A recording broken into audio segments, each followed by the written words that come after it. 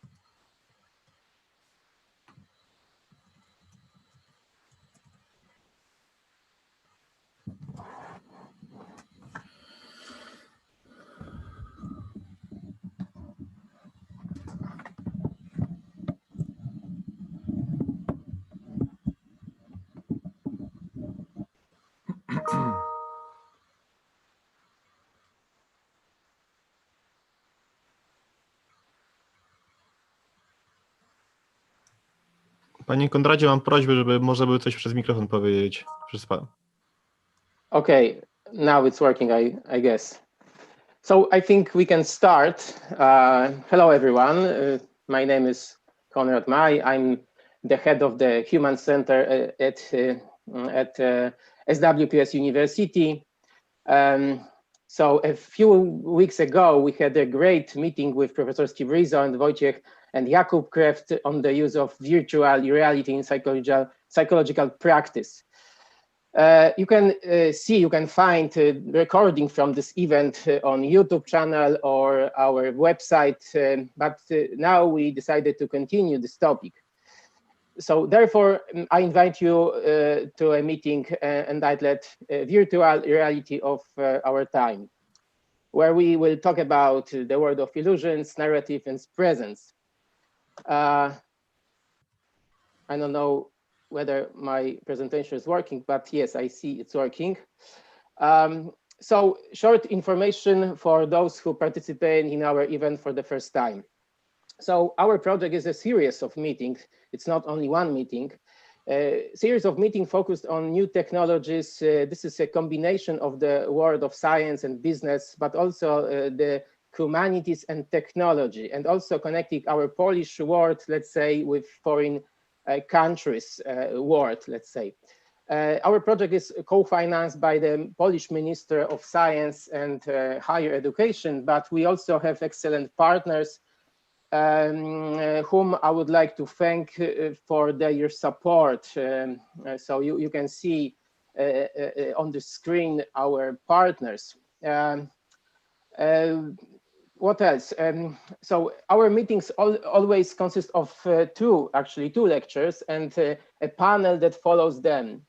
There is also, as you may see, a chat. You can comment in real time and ask questions. If someone wants to ask questions by voice, it's also possible, but you have to just raise your virtual hand and ask a question. But it is possible after those two lectures. Today, let me present, I'm not sure, oh yeah, let me present our speakers. We have keynote speakers. First speaker will be Professor Petroshek. The second keynote speaker will be Thilo Hartmann. But we have also wonderful speakers and they will be members of our panel. But now let's focus on our first speaker. As I said before, first speaker will be Professor Petroshek. Very briefly, because I don't want to read the whole biography. So very briefly, Krzysztof Petroshek is a filmmaker, professor in the Film and Media Arts Division of the School of Communication and founding director of the Institute for Immersive Designs, Experiences, Applications and Stories. It's called Institute for Ideas at American University in Washington, of course.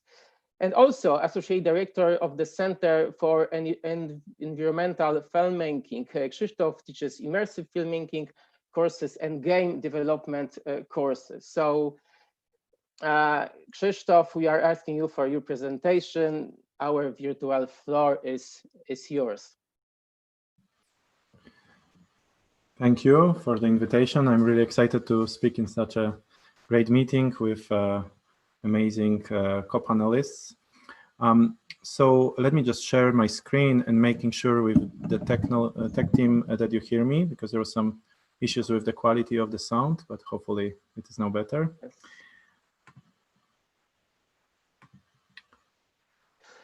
I need to mention that Krzysztof is actually of Polish origin, but he's going to speak in English, but everything is translated into Polish. So if someone wants to translation, so just put this button interpretation, then you will find Polish version.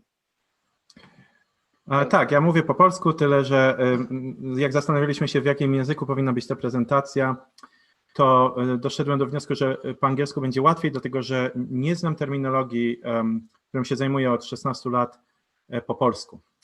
So I will be speaking English because of the usage of terminology, which I don't know in Polish. I was educated and raised in Poland. I left when I was 24, but these technologies are so new that I'm not even sure if for all the things I'm talking about, there exists already Polish terminology. I would be happy to learn it. Przepraszam bardzo, ja tylko przerwę do strony technicznej. Prosiłbym o jakieś 2-3 minuty przerwy, ze względu, że mam delikatny problem techniczny.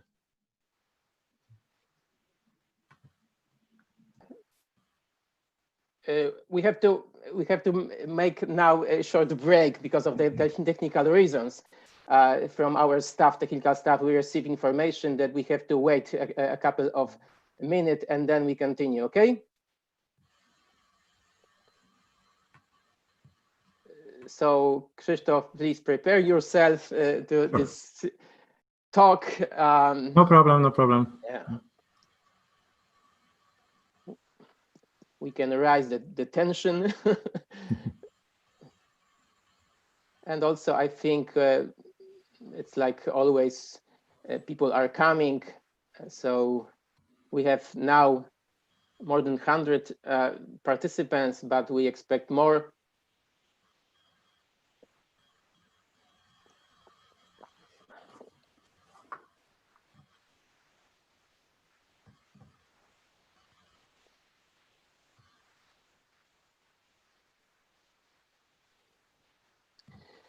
As I said before, our project is our events, the whole event is translated. So sometimes we have to organize everything. And also our interpreters should prepare themselves to their work. So that's why we have to wait a few minutes and we will start.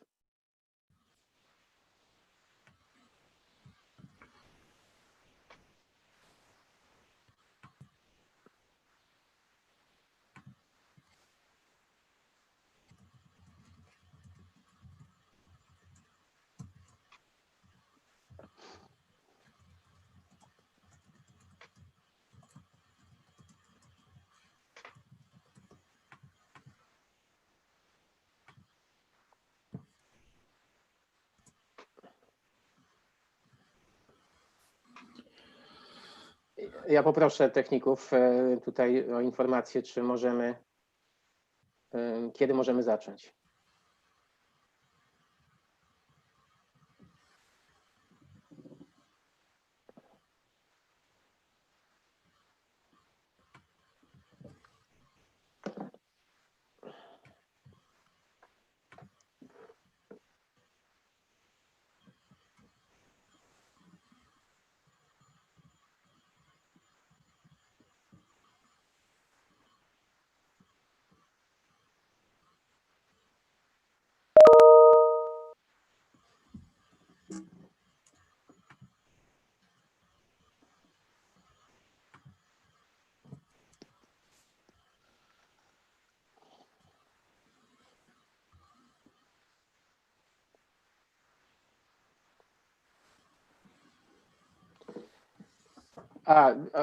I need to also explain that you have to switch on Portuguese, actually.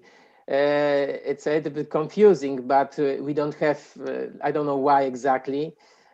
This label is named Portuguese, but actually it's Polish. So just switch to Portuguese.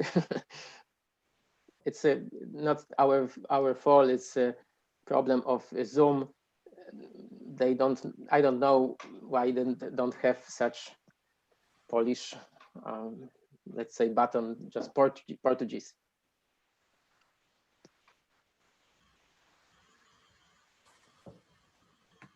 We are still waiting for information from our technical staff. Is it okay? Should we continue or wait more? I don't know exactly. So please forgive me these technical difficulties. Raz, dwa, trzy, raz, dwa, raz, dwa, trzy. Ja słyszę.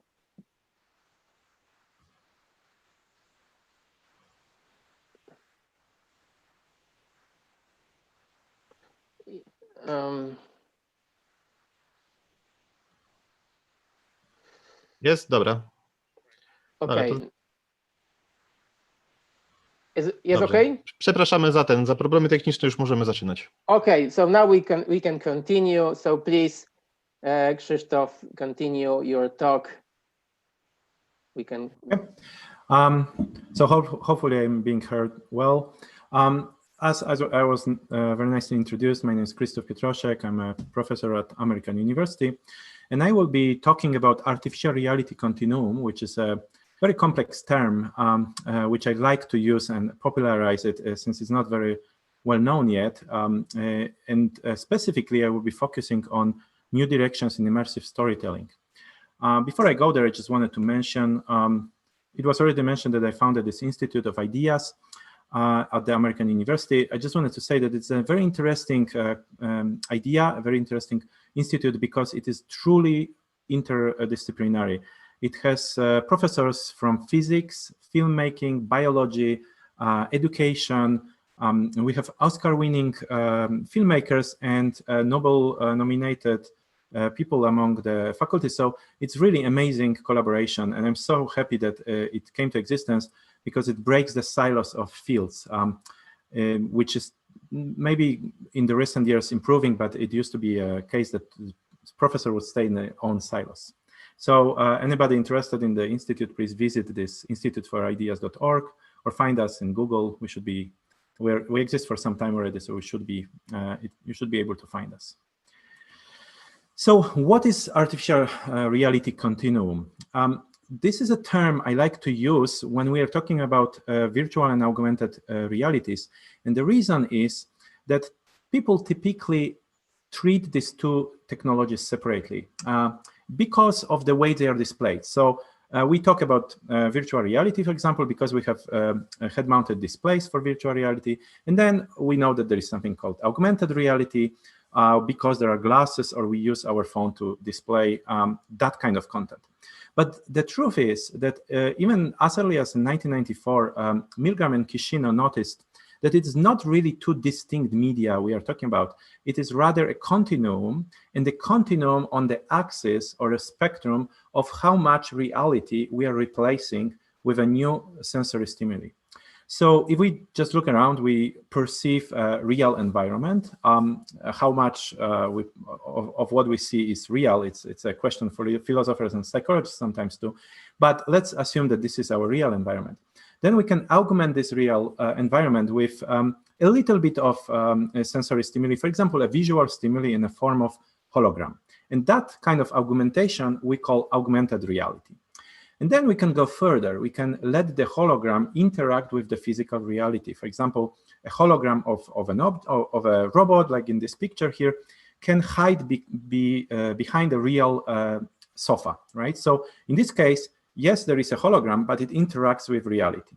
And then we can go further and further until we get to augmented virtuality, where all the visual stimuli is being replaced, but we keep the physical environment, just replace how it looks like. So for example, I'm sitting here in front of a desk. If I was in augmented reality, I could replace that desk with a fragment of a ship, and I can imagine I'm on a sea. And when I touch the desk, I will be touching the let's say the floor of the ship, right? So we are using the physical reality, but replace how it is represented.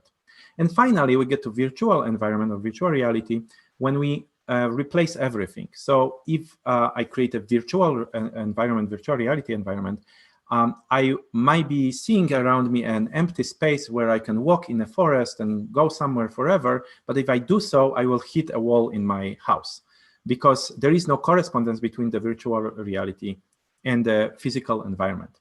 So this is really a spectrum of how much of the visual stimuli we replace. And originally it was called reality virtuality continuum.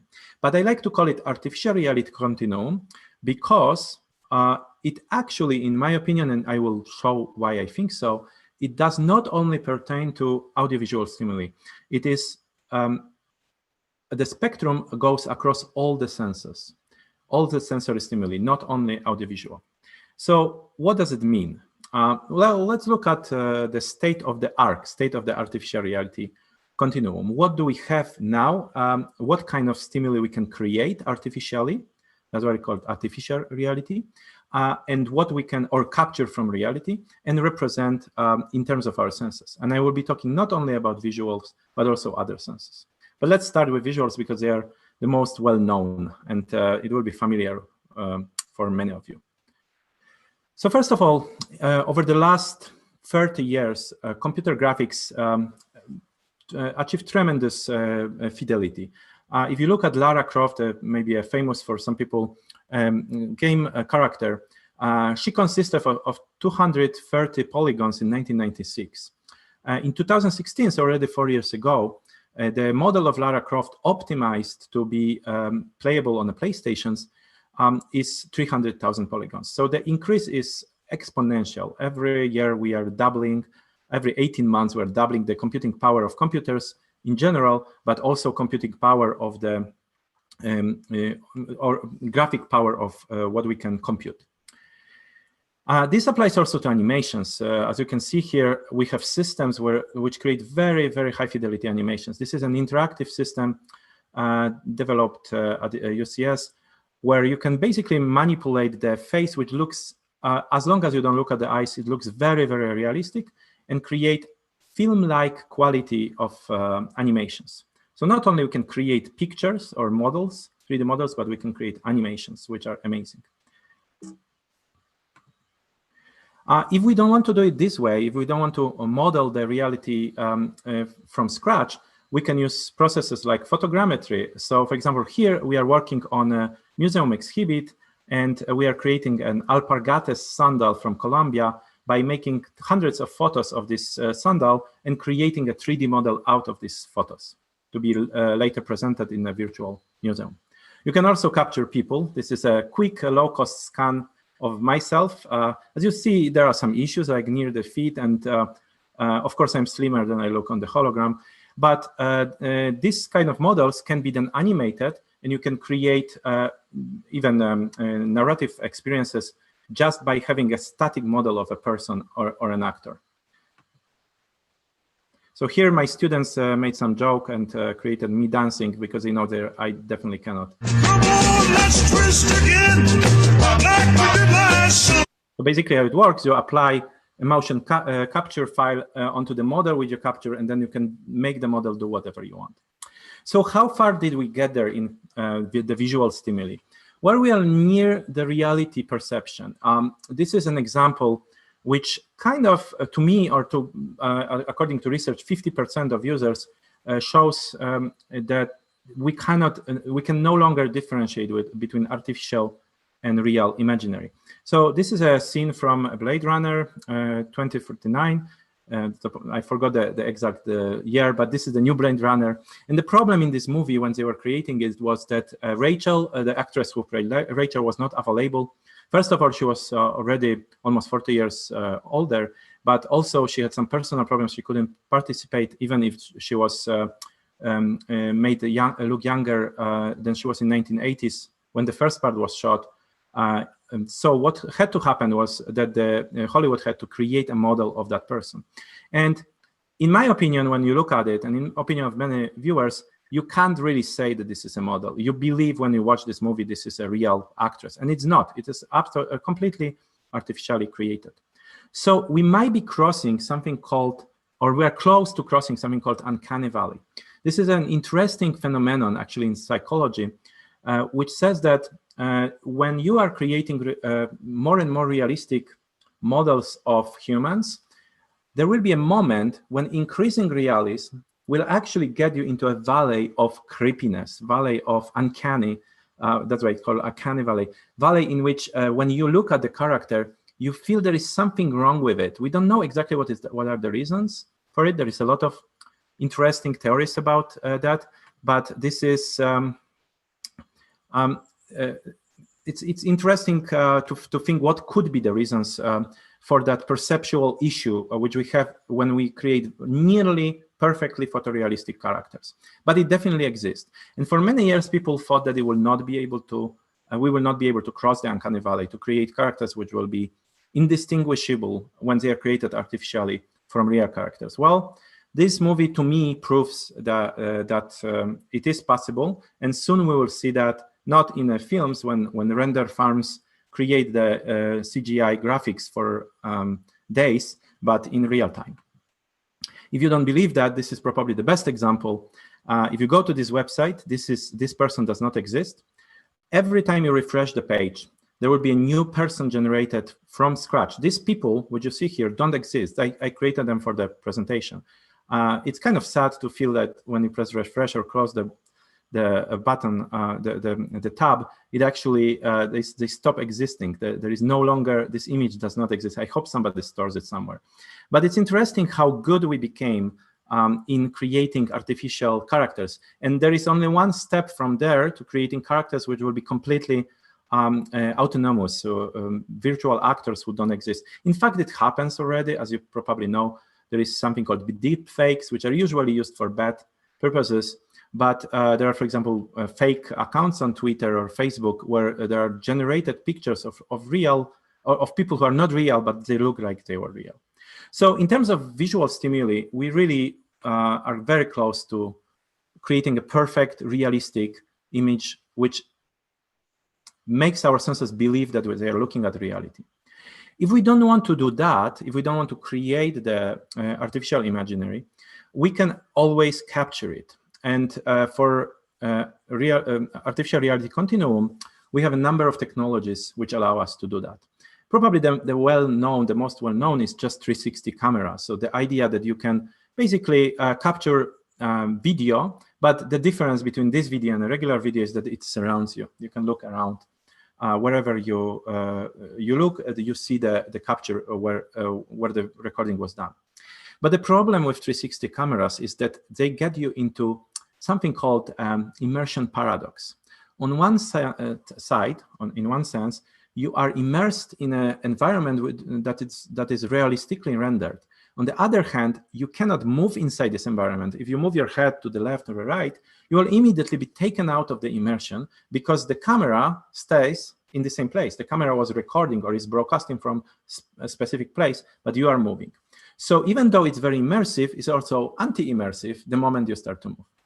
And this is this might sound like a small issue, but it's actually a very serious problem in 360 film.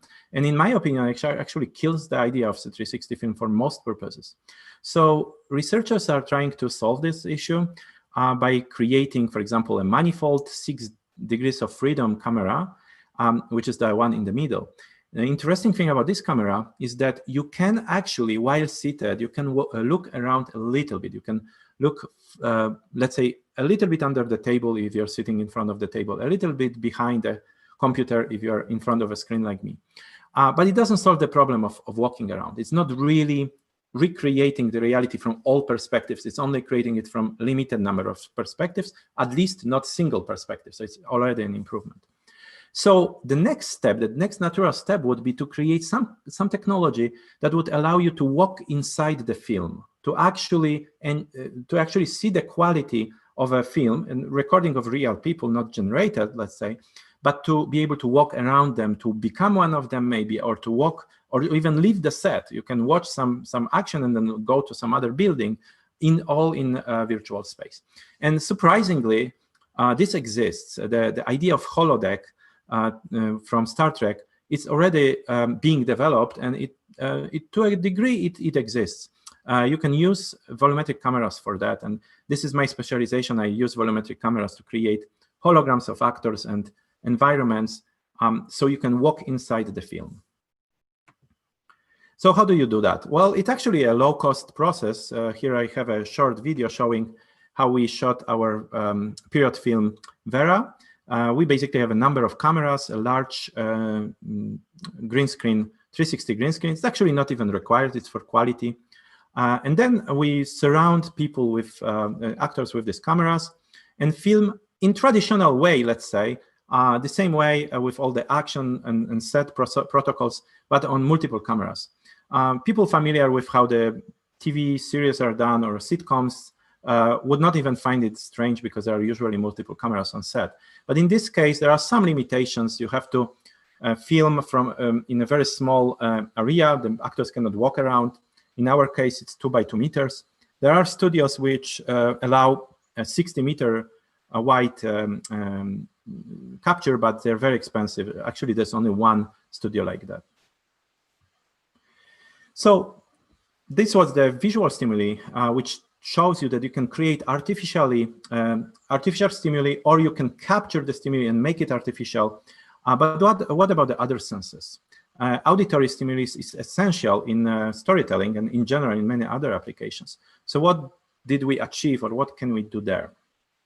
Well, first of all, when we are creating volumetric experiences, so experiences you can walk inside, we immediately face the problem of sound, right? Because if we are in, even in 360 film, the sound might be coming from certain directions, but we are always in the same position. What if we walk around? We have to mix the sound in real time. We have to be able to hear the sound exactly from the perspective and from the distance we are from the actor, let's say, or from some radio which is playing music.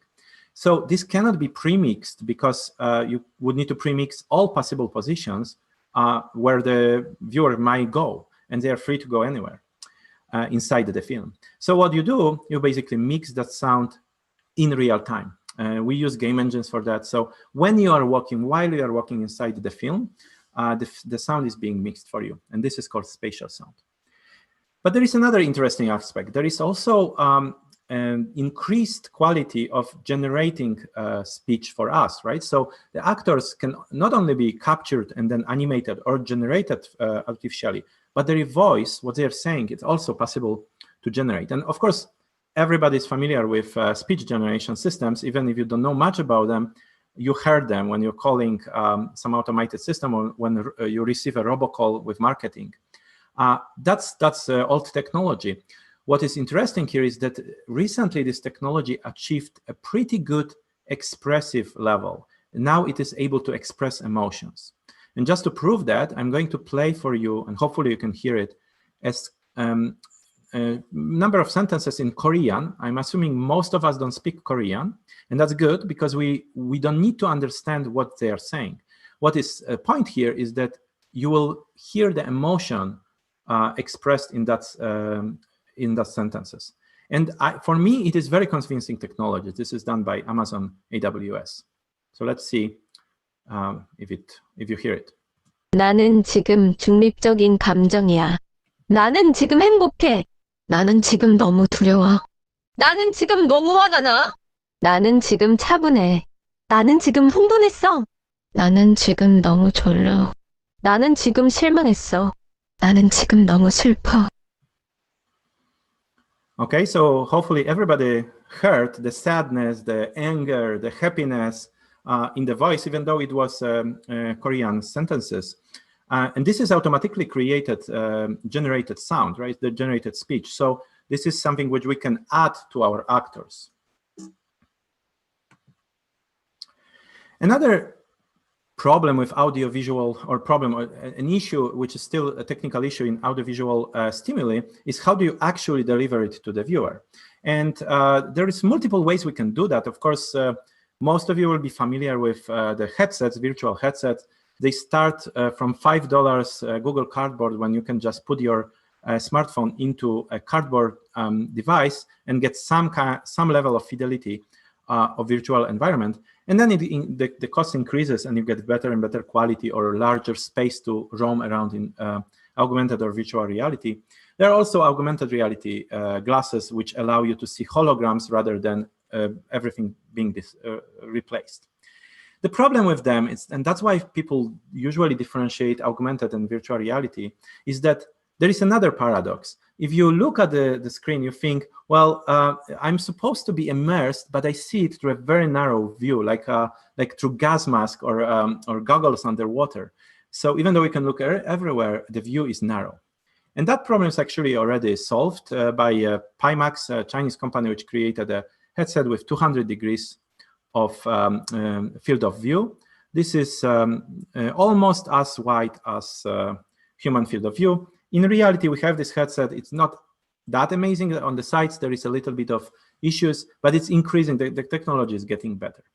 What will happen in the near future, I think within probably 5 to 10 years, is that we'll have high fidelity contact lenses, which you'll just put on your eye. And this will be the first truly artificial reality continuum device, because it will not differentiate between virtual reality and augmented reality. You will basically choose the level of replacement of reality around you. For example, if you're in the office, you can decide that all your colleagues, which you don't like coming through the door, will be wearing something funny. And that will be automatically applied to them, and they don't even know. So there is a lot of nasty applications for that. Or you can make something better than that. You can make your office have the desk in front of you and the computer, but make it look at as a beautiful beach in California. So this is near future. It actually already exists. It's not a science fiction. These devices exist, but the resolution is extremely low. Right now it's 16 pixels. We need a few million pixels to get a pretty good fidelity, and probably 30,000 by maybe 20,000 pixels to get full eye fidelity. And there are other issues, but it's technical problem to be solved in the future.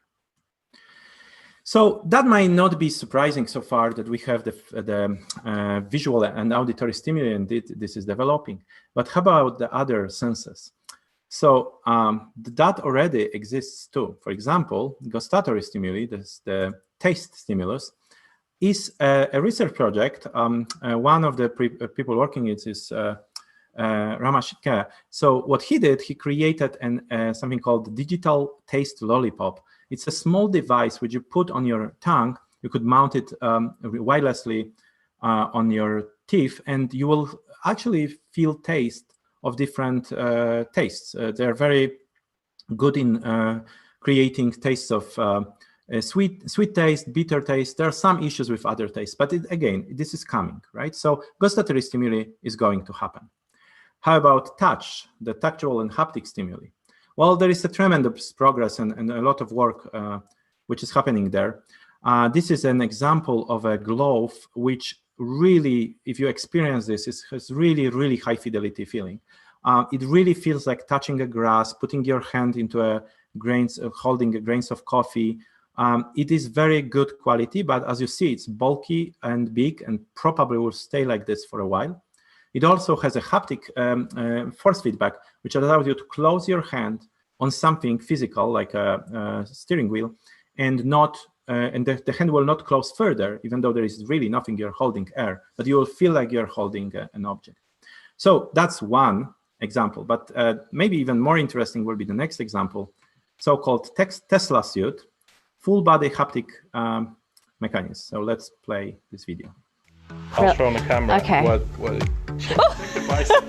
gonna slap myself in the face. You're probably wondering why I'm trying to hit myself in the face.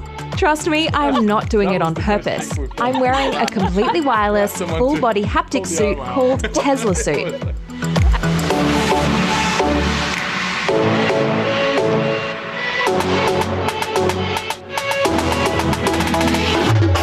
So what does it do? First of all, it's nothing to do with Tesla motors. It's actually a two-piece suit that uses electrostimulation systems to create sensations on the skin, or cause muscle contractions, like when I hold my arm out and it comes flying back towards me involuntarily. Oh! See, we can actually manipulate the muscles. I didn't do that. The Tesla suit has 68 haptic points on the body, so I can feel the force of playing a game in VR or train my muscles to learn poses.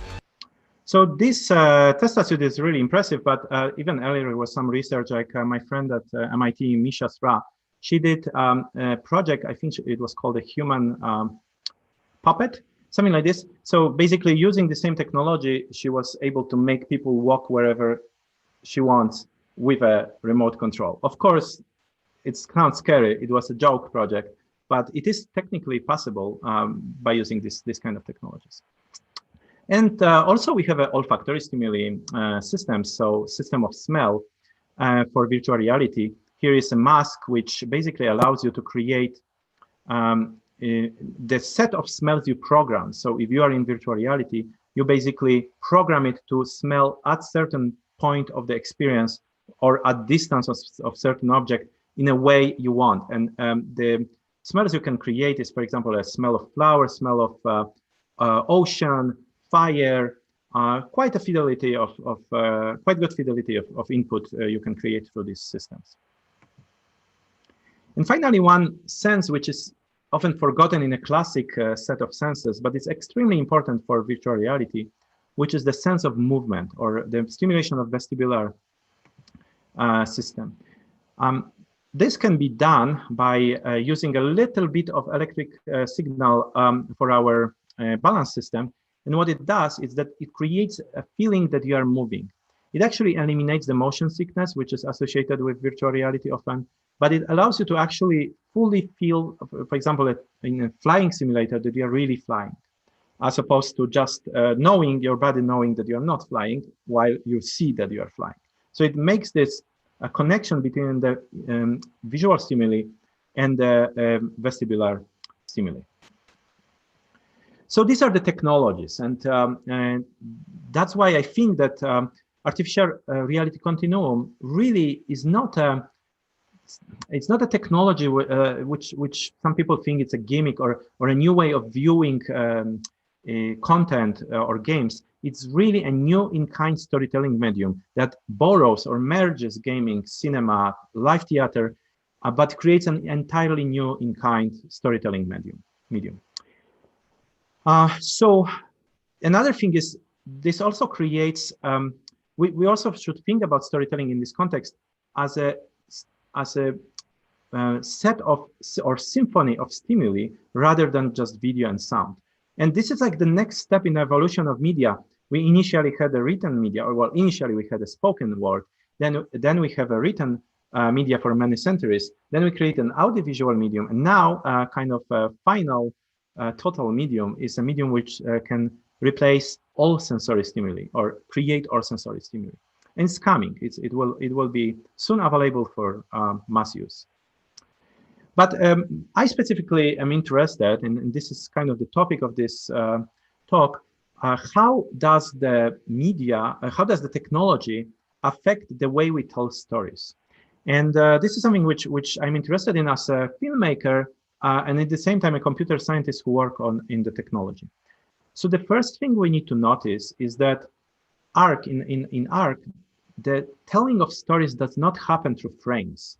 It happens through spheres. This is kind of a geometric approach to that, but if you think about it, the frames are essential to the process of storytelling in cinema. The selection of the size of frame, all the language and grammar we developed over the last 100-something years is embedded in the idea of a frame. It can be a large frame, square frame, but it has to be a frame. So when you lose the frame, you actually lose entire language of cinema. So for example, in cinematography, you suddenly as a viewer get to become the director of photography, the cinematographer of the experience. In 360 VR, you are seated and you can choose where you look. In volumetric film, in holodeck experience, you are like a cameraman who walks around and films the experience every time differently. So every time you do that, the experience is entirely different. So simply put, conventional cinematic language just does not translate into ARC.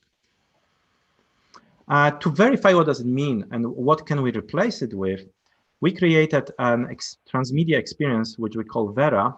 This is a title of this is a main character in a story by Katherine Mansfield, and it was starring Caroline Duncan and Jim Tolman. It was shot in Manhattan in New York before the pandemic, so I miss New York a lot, thinking about waiting in traffic for 6 hours to get to set and things like that.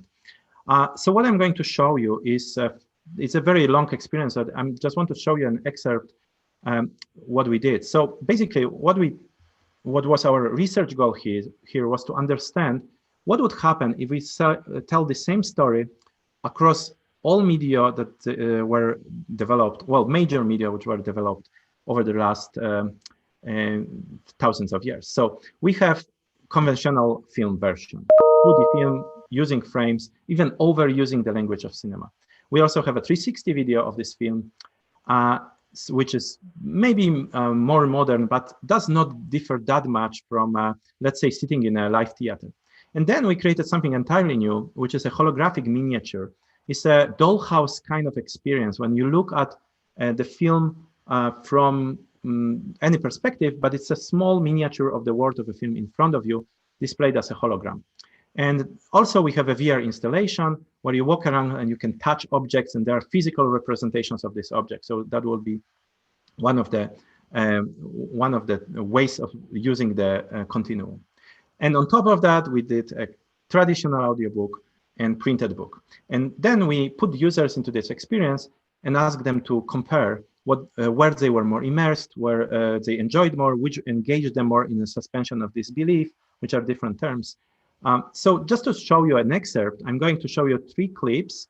The first one is from the traditional version of the film. So conventional film, and if you know something about filmmaking, you will notice that I'm like really overusing here all the techniques, reverse shots, close-ups, dolly in, slow motion, and so on, just to show how it happens, how normally we would do it.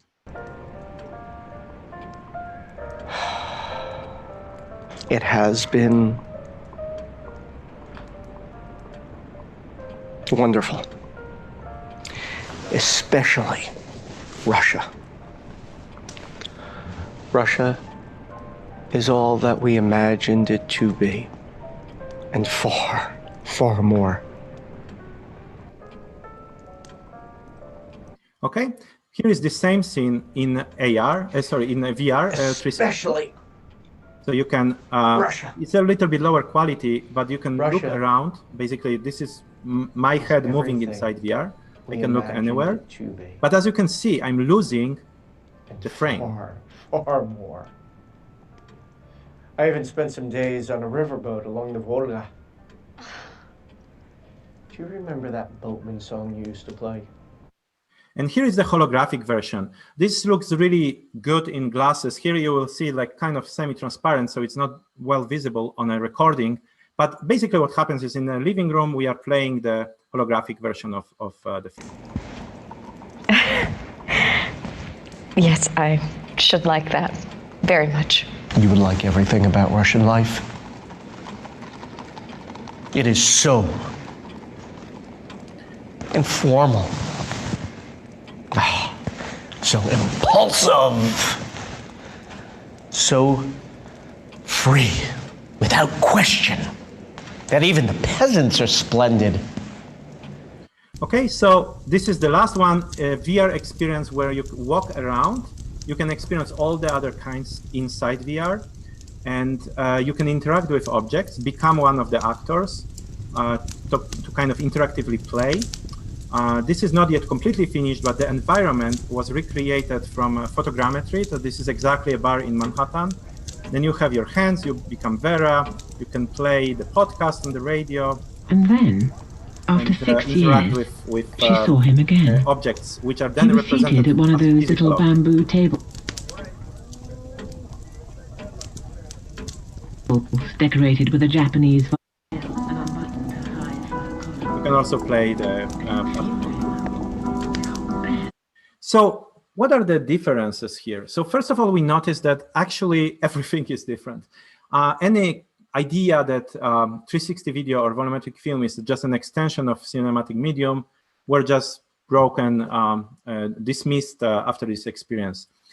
First of all, in conventional film, you have a passive participation. Of course, media researchers or critical studies researchers would say that it's not really passive. We contribute to the experience. But by passive here, I mean that you don't really change, actively change what is happening. You're not influencing the original. You're just interpreting, adding to the original. And it relies on a suspension of disbelief. It's not the word immersion means something else here. Suspension of disbelief is that, yes, you realize that you're looking at a 2D screen, but you forget yourself and you enjoy being inside the film. 360 video is also a passive participation, but it relies on something else. It relies on immersion. And volumetric film is interactive by definition. It's interactive not in when the film is necessarily interactive in a sense that you change the narrative. It's interactive because you decide what you're looking at all times actively. So you can even leave the set. You can decide that you don't like this scene, you're leaving. Or you can look at the scene from certain perspective. If it's scary or sad, you can look at it from further distance. The director and cinematographer no longer decides how you are viewing the film. And in this sense, I think that 360 video is maybe more similar to immersive theater or live theater rather than watching a film. And volumetric, which is the holographic or a holodeck experience, is more like playing a game or participating. My best example would be to participating in a live participatory theater, like a Grotowski style theater. Polish people might know Grotowski. So this is something which is entirely different. There is really nearly nothing taken from cinema. So that's one example of experiences we created. But I also wanted to give you some other examples when this immersive media enables things which are more difficult to be done in other media. And a good example is a film which my student did. I was a producer of it. It was shot during the crisis, well, still ongoing crisis, but forgotten now, in Venezuela, refugee crisis, when millions of people were escaping to Colombia. And he shot it in traditional way and 360 film. And then the traditional way didn't make that much impact. People watched it, they were sad, but that's it. But the 360 film actually had a tremendous impact. It was used by governments in South America to convince the people, the general people, and especially the decision makers, that the refugees should be accepted to these countries from Venezuela, which was a big problem. It was there was no acceptance of millions of refugees. So this medium is persuasive. It's more, because of immersion, is more convincing to people. There are other examples of stories like that which work really well. Another application is especially useful during COVID, I would say, is, for example, creating museum exhibits that become immersive stories rather than just physical presence of objects which you read something about or look at. So here is an example of a museum we created. Oh, I'm sorry. This is yeah. This is the first example. This is an example of game we created for the Royal Game of Ur. It's a VR game. I mean, the original game was played by Sargon of Akkad in Assyrian Empire, 2600 BC, around these times. But we created it as an experience where you ask students to go into the tombs of Ur, recreate it as realistically as possible, and then play against the statue of Sargon of Akkad, the ancient game. And of course, this experience is much more interesting for many students than learning about Sargon of Akkad and the existence of the game. Interestingly, we actually have the rules of that game because it was recently deciphered by the British Museum, Dr. Finkel, who translated it from cuneiform tablets. So here we're playing against the Sargon of Akkad, actually his representation as a statue. And this is, of course, more engaging. Another example is a holographic way of representing museum exhibits. So here we did a project for the Museum of Peace Corps Experiences. Peace Corps is an organization in US which sends volunteers all over the world to spread peace and understanding between nations. And these people then come back and share their experiences and artifacts they brought with them. I am here to demonstrate for you our new project. This is something we call Museum of Peace Corps Experiences in Augmented Reality. What it means is that you can summon the holograms of Peace Corps volunteers into your house, like my living room, and basically ask them to tell you the stories of their trips to various countries. And what is interesting is that they also brought with them artifacts which we, through the process of photogrammetry, recreated, and they are now holograms and they're interactive. For example, here we have Rafael, one of our students. One of the Turkmen peoples. Rafael can tell you his story, but he also brought a carpet, so carpet is here. And I can interact with this carpet. You see, it bends when I touch it.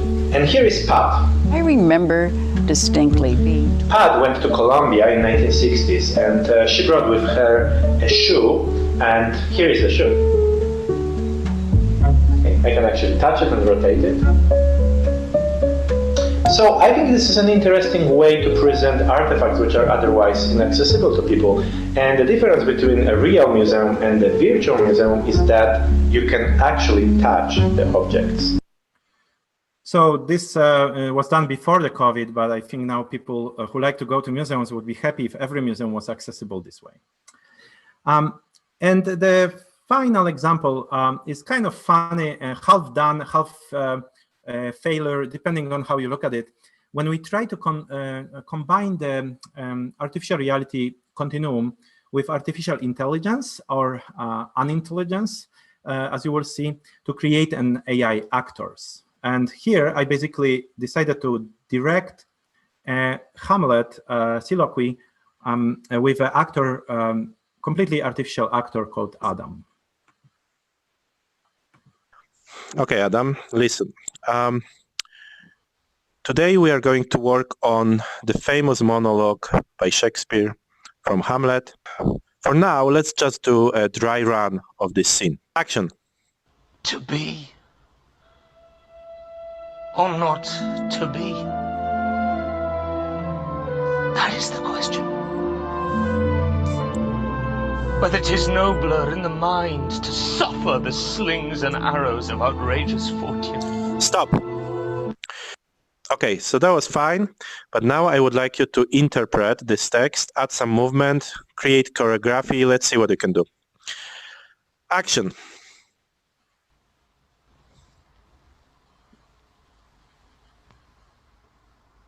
To be or not to be? That is the question. Whether 'tis nobler in the mind to suffer the slings and arrows of outrageous fortune. Okay, stop. Or to take up.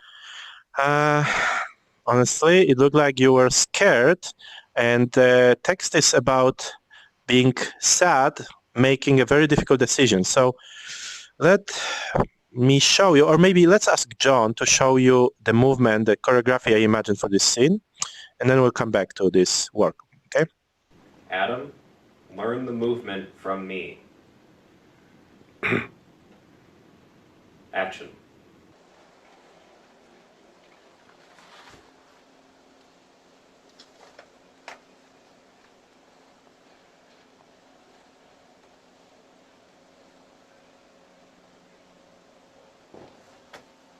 I'm sorry, it's so shaky. This is basically me inside the headset. Okay, Adam, so now you learn the movement, and I would like to see your final interpretation. Let's actually switch on the decoration. And yeah, this reflector doesn't really work. So switch on the set lighting and spotlight off. Okay, let's see.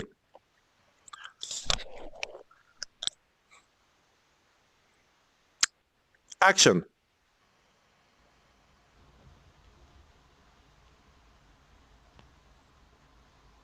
To be or not to be? That is the question. Whether 'tis nobler in the mind to suffer the slings and arrows of outrageous fortune, or to take arms against a sea of troubles and by opposing, end them. Stop. That was pretty good. Okay, let's finish for today. So if you know the movie, the TV series Westworld, that's more or less that in virtual reality. As you can see, the actor is not yet very good, and it's not, but it's capable of learning movement, `choreography, taking simple directions.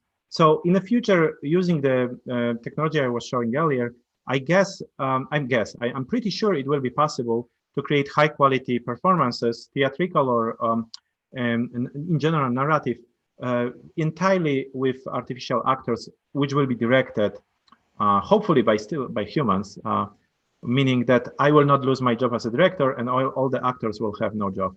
Just kidding, actors will always have a job. So this is very fascinating time we're living in. These times are like being Edward Muybridge or Brothers Lumiere in late 19th century, beginning of 20th century.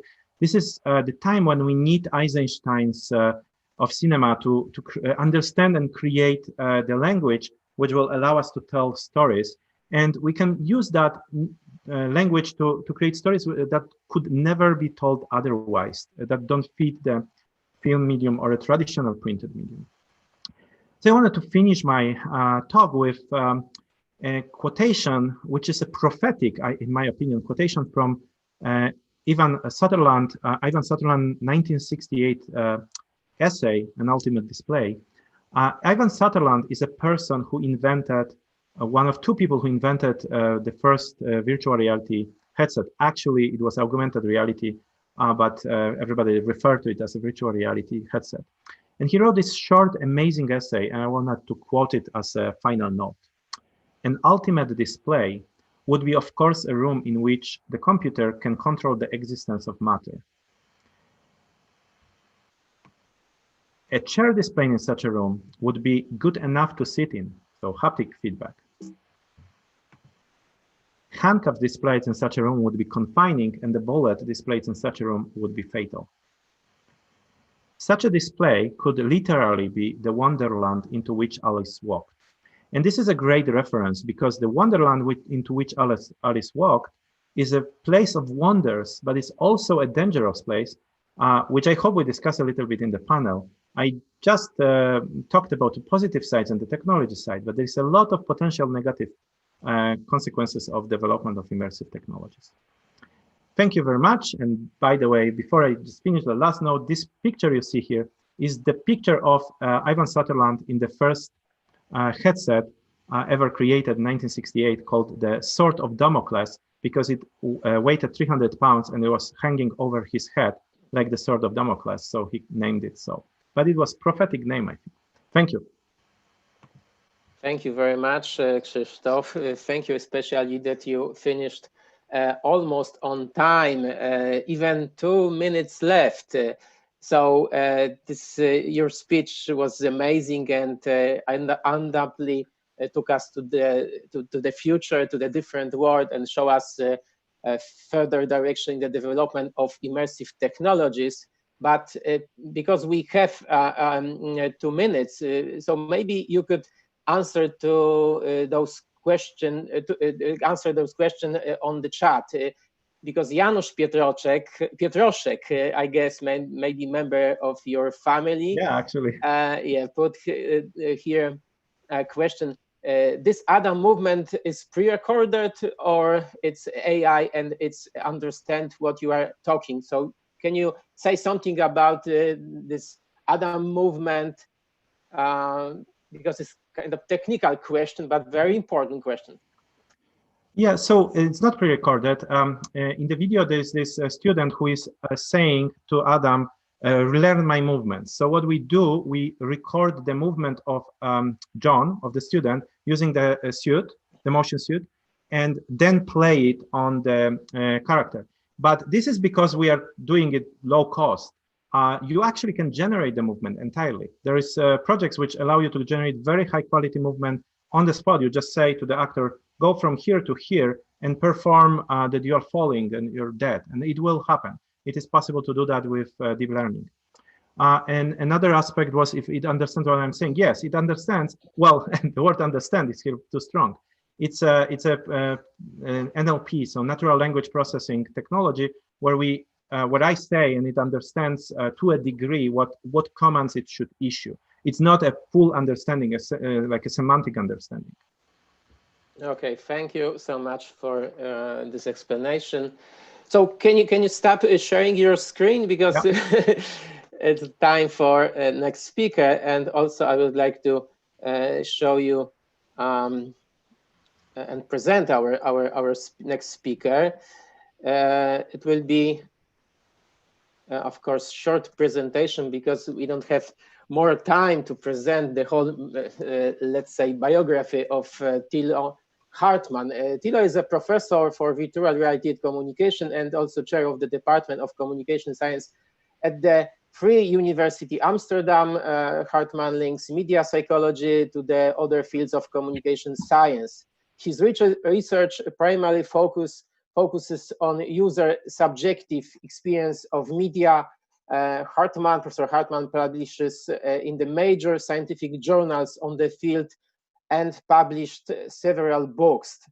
He also served as a member of the editorial boards of many top scientific journals. Of course, if you are interested in details, this is on the screen and also on our website. And the title of the presentation is Feeling Present While Knowing It's an Illusion, a Parallel Process Model of Presence. So Thilo, our virtual floor is yours. So please present your presentation. Of course, I have to stop my sharing, of course.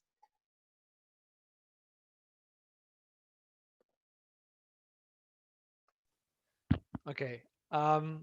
Yes, I will do that one. Let me switch here magically in a way, because it's a pre-recorded version. So yeah, it's magically switch closes here, but I'm still the same person because we know, of course.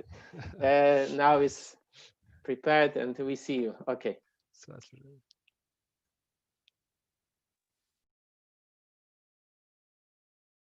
but something is wrong with, we can't hear you. Maybe you have to unmute yourself or maybe change some settings. Yeah, the video just now came out. Sorry for that. Yeah, thanks everybody for listening. My name is Hartmann, professor of virtual reality and communication at the Free University in Amsterdam. Yeah, it's a wonderful opportunity to talk about VR and my current research and my thoughts about virtual reality and presence experiences. So I really like to thank the HumanTech Center and particularly Professor May for providing me with the opportunity to talk about it. What I really like to talk about is presence and then a dual process account of presence. And let me share my screen here to start my presentation to guide you a little bit through my thoughts here. And I think they also nicely connect, I hope, nicely connect to the first speaker because we'll see that my stories can engage you and you can be transported into stories. And the question is how then to do that in VR. That is also a question that matters for my own presentation, where it's about feeling present in VR, but at the same time, also being able to be fully aware that this is just an illusion in a way, an illusionary experience. And this kind of question, how much we engage into something like a story or the VR experience, and at the same time might also take a step back and critically reflect upon it. So these are all questions of the presentation, and I think what also nicely links to the first talk we have. If I share my screen here for a second, not only a second, but actually the next roughly 30 minutes. as said, my presentation will be about presence experiences in VR. That's really what's I find most intriguing as a media psychologist that I am, and a communication scholar. But I think what's really interesting is about not only presence, but also exactly this kind of awareness, state of awareness, media awareness, how I call it, that people might have in parallel to the experience. They stay aware that what they feel right now, what they experience right now, the things they see right now, that these are actually in a way illusionary and generated by human-made technology. So feeling present while knowing it's an illusion. And I like to work towards to present myself as a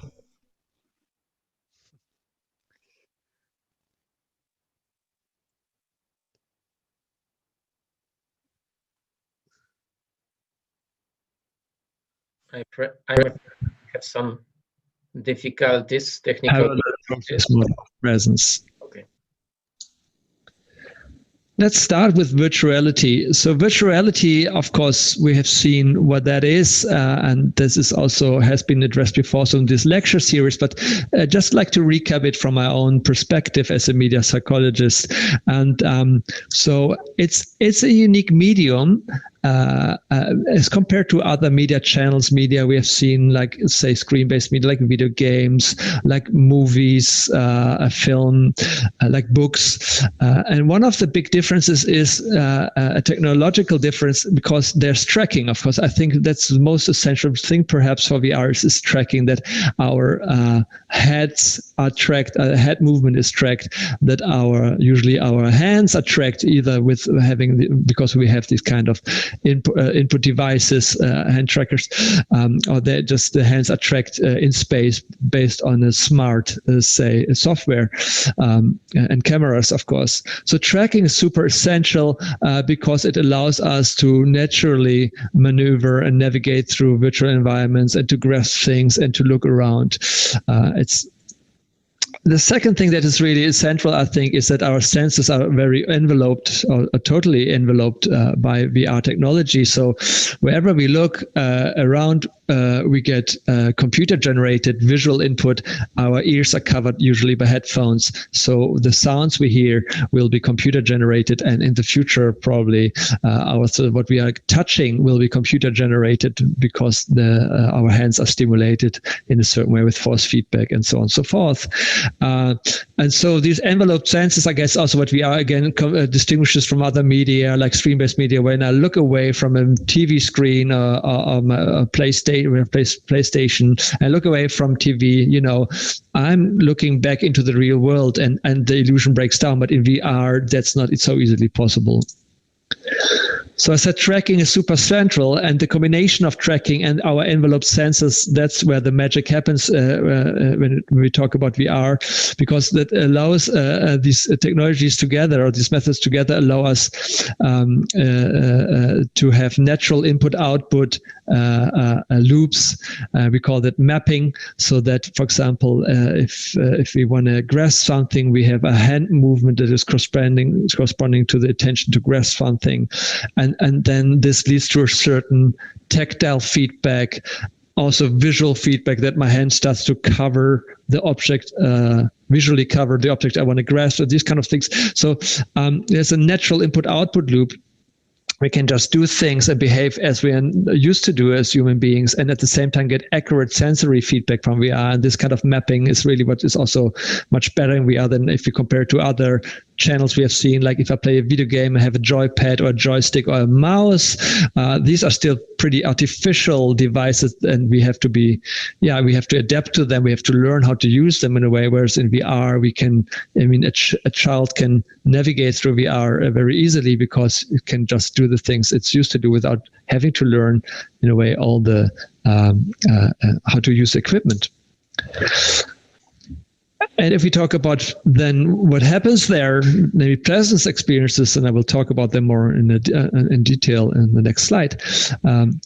Due to these different methods like tracking, envelope senses, and this natural mapping, what happens is that VR supports sensory motor contingencies that are expected by the brain. So every kind of movement, head movement, body movement, hand movement, actually also it's not only, of course, monitored by the brain. These kind of the motor commands in a way are the brain sends out to the muscles to do the movement. They come with a certain expectation about what kind of sensory feedback should be generated based on these movements. And if the bottom-up, the sensory feedback matches these expectations and is not too far off in a way, and there's not a big error that can't be explained, and it's puzzling in a way, then there's a natural provision of sensory motor contingencies. And these seem to be crucial for these kind of very immersive experiences we have in VR, and these kind of very also natural experiences that we just feel like being there, or we just feel like being embodied. And so there's two consequences of VR as a technology, which I think are very central. First, the interface becomes invisible. The medium becomes invisible. If I put on the VR headset, I'm not seeing anymore that I'm wearing a headset. I can still feel it. It's heavy these days still. Of course, there are still glitches as well, so it's not perfect. But, as compared to a screen which has a frame, or maybe even a painting with thick oil paint, I can see the oil paint and stuff. I mean, the medium becomes pretty invisible when we talk about VR, which has been noted before already, for example, a long time ago, say by Lombard and Ditton. At the same time, these mechanisms, they trigger what we call the presence experience. And I think if I talk about, for me, if I talk about or think about VR, presence is key. I think VR is a presence technology. It's different from other media channels that we talked about for decades because of the very strong presence experience it provides. I think it's not unique in being able to provide presence. I think a video game can provide presence. Maybe a book can provide presence. I guess looking at a picture, which is three-dimensional, can provide very, like the first instances of presence, but VR is unique in providing powerful and very pervasive presence experiences. So what is this presence?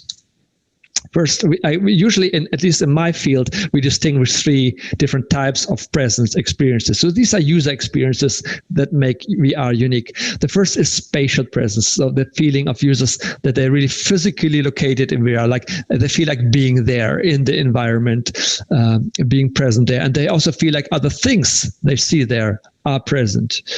So like if they encounter other objects, that they feel like they are physically present, and these objects can also move closer to themselves in space, which is of course very central in VR, which explains why people can be afraid of heights in VR, because it all seems to be there, and they seem to be there, and the height is there in a way they can fall down. And also if objects rapidly approach, that can be scary in VR because it seems to be really physical objects approaching you in space. Social presence, the second presence experience we distinguish, and this is all about the social beings.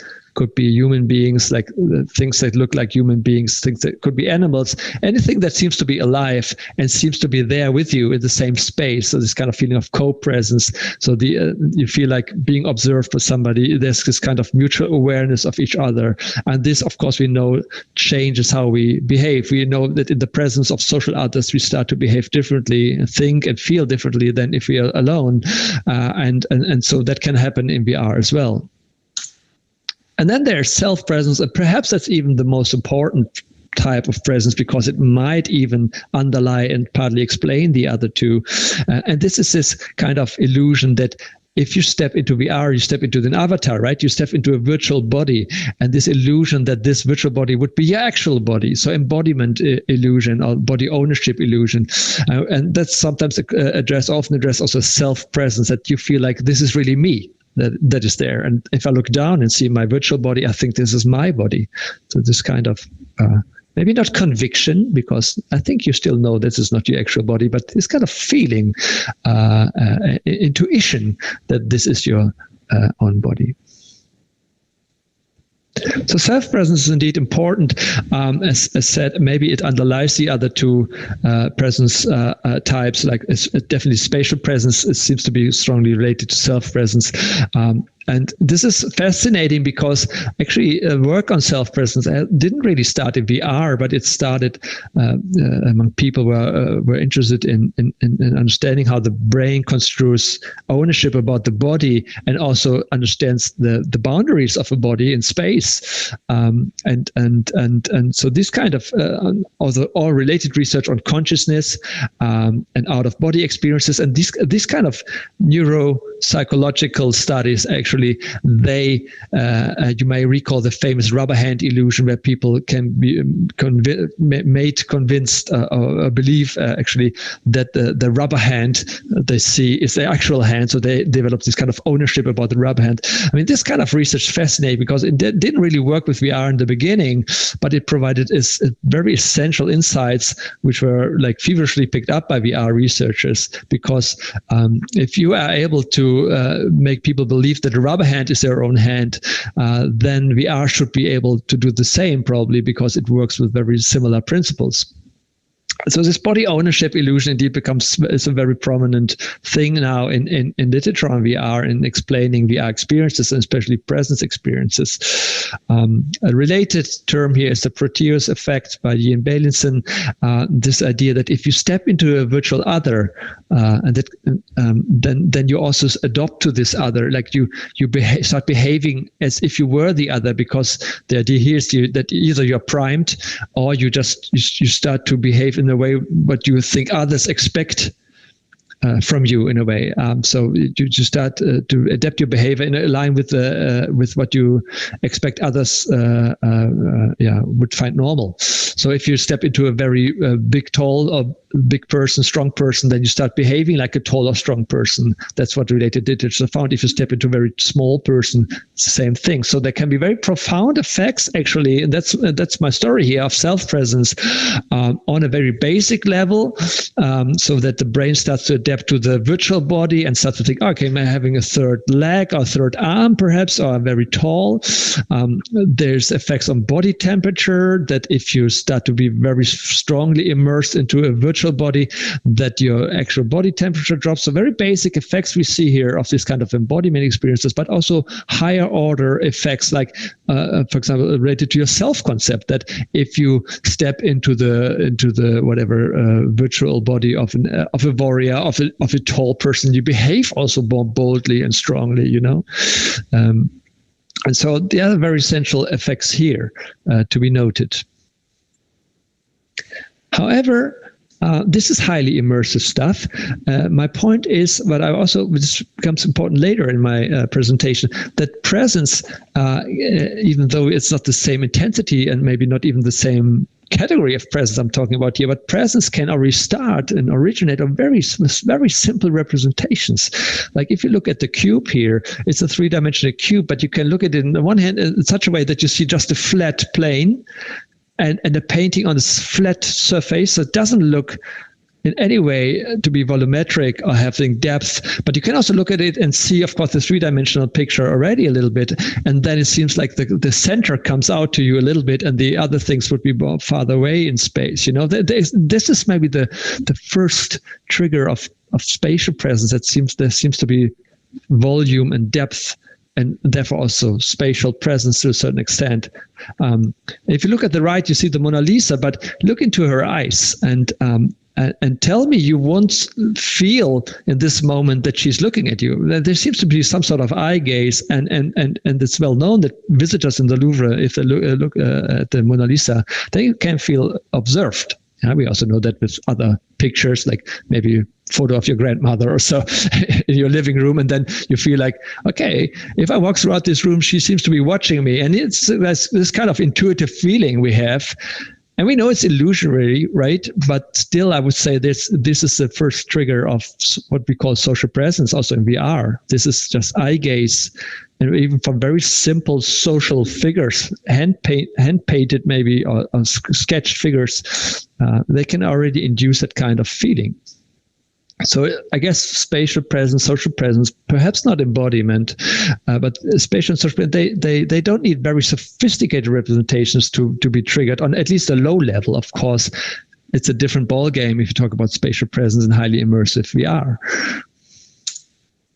But my point here is that presence might be, and that is actually a bit contrary to what I used to how I used to think about present, because I always thought it's much more open towards, you know, mental imagery and my own will and intentions, and I can manage it. But now I'm thinking more that presence is probably a very perceptual sensation which is hardwired, highly automatic and sensory based, right? So it's just if the right sensory information is provided in combination, in sync with our motor behavior, with our movements. So, and then you have this kind of presence experience. That's also what, of course, that's not my thought. That's what other scholars actually argue. But I start believing that as well. And then it would be indeed in a hardwired experience or sensation, almost like the sensation we have in color perception, perhaps, or at least in optical illusions. So if you look at that famous illusion here, what you see is probably that the upper line looks longer than the lower line. I mean, most human beings see that, at least. Now I tell you, these lines are exactly the same length. The horizontal lines are exactly of the same length, right? You can measure it, you see it. And now look at the picture again. What you see is still the upper line. It seems to be longer than the lower line. Hardwired, automatic, external sensory cues here that trigger that kind of perception and perceptual belief, like, oh, the upper line is longer than the lower line. And even I told you, and even though you know better now, it doesn't help. And this is what is called cognitive impenetrability, or that the perceptual sensation is cognitive impenetrable. Based on higher order cognition, you cannot break the illusion, right? And I start thinking if that's maybe the same with presence. If presence maybe is the perceptual sensation, which is triggered by external sensory information provided by the VR technology. And as such, we might not be able to just say, I don't want to feel present right now. I don't want to feel social present with you. These things might not be possible because it's maybe perhaps cognitively impenetrable, but we don't fully know that yet, right? There's not many studies on that yet, but also more about that later. It is important to think about presence, I think, but also, and we come to that in a second, about the antagonist, namely this kind of cognitive distancing and media awareness, where we still know that it's not real. Because I guess if you listen, for example, in podcasts, or if you just talk to them directly, to the engineers of virtual reality and the visionaries behind the movement, I mean, often you see that the goal is to have a perfect illusion one day, a perfect simulation. Star Trek's holodeck is often used as an example of that's a perfect simulation. Everything seems totally real to your senses, but you still know it's not real because you step through that magic door, you know, or it's just, you know, it emerges around you. But still, everything else is the perfect sensory illusion. The Matrix, of course, very often cited or referred to example, but also dreaming. I mean, all of us are capable of, in sleep, to be immersed in perfect simulations that perfectly feel real to us, to our senses, and that's at least it's imagined, right? I mean, we can also trigger sensory experience by imagery, mental imagery. The brain can, and we do it to us in a way in dreaming. And so that's another suggestion how we are never capable of immersing ourselves in perfect illusions, and how that could be like one day based on human-made technology. But then it becomes, I think, important to think about VR. And VR in particular, we always need to think about, and we always do this as a society, think about a new medium that enters society. I mean, there have been debates about, you know, novels that are now read in high school, but when they, like Jane Austen novels, when they first entered the scene, there was this debate, is this bad for our youth? Is it bad for women? You know, this kind of almost moral panics, if that's good or bad. But we see that with any kind of medium entering society. Of course, we saw that with film, we saw that with comic books, with video games, with the internet, and I guess we will have this kind of debate, and we probably have it right now already with VR as well. And I think it's needed.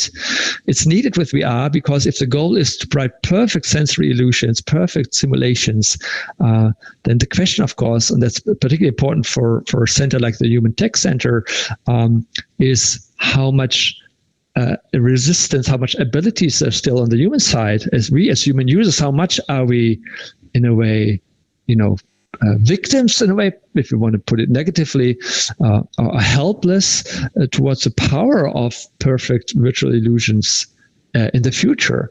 So this is really becomes a really important question. And so there could be a utopia where VR is meant to make the world all better, and the dystopian view where we think VR can also be used to persuade people. Maybe there's also, with bad intentions, you can persuade people or enculturate people into cultures where we, from a different normative point of view, would say, well, that's nothing we want. So this is all open. But the question here is also then how helpless we'll be as users if VR becomes ever more powerful, and how much can we, reflect upon these kind of things that we will encounter in VR, be it in a utopian and dystopian view on VR. Like, think about a highly immersive commercial in the future, or like some propaganda VR environment. There's no more dystopian views. And I'm wondering about the ability of users in the future then to still so reflect upon that during the immersive experience, to be aware that, this is just mediated, and also to be able to resist the persuasive attempt, for example, and to critically push it away. These are all big questions, and I think they definitely need to be discussed right now, and we need also research to provide empirical evidence for the answers that we generate and the opinions we generate. I think, at least to me, all of this big debate boils down to the question how much we are aware of the mediated nature, say, of our experience when we are in VR. So how much are we staying aware that what is happening is not actually happening, what we're encountering is not actually there, and that our presence experience is actually generated by human-made technology? And I think this question is a question of media literacy. Media literacy is a big issue for any kind of medium, like how adolescents deal with social media, how we should treat video games, but it becomes also particularly interesting and relevant right now, I think, for virtual reality.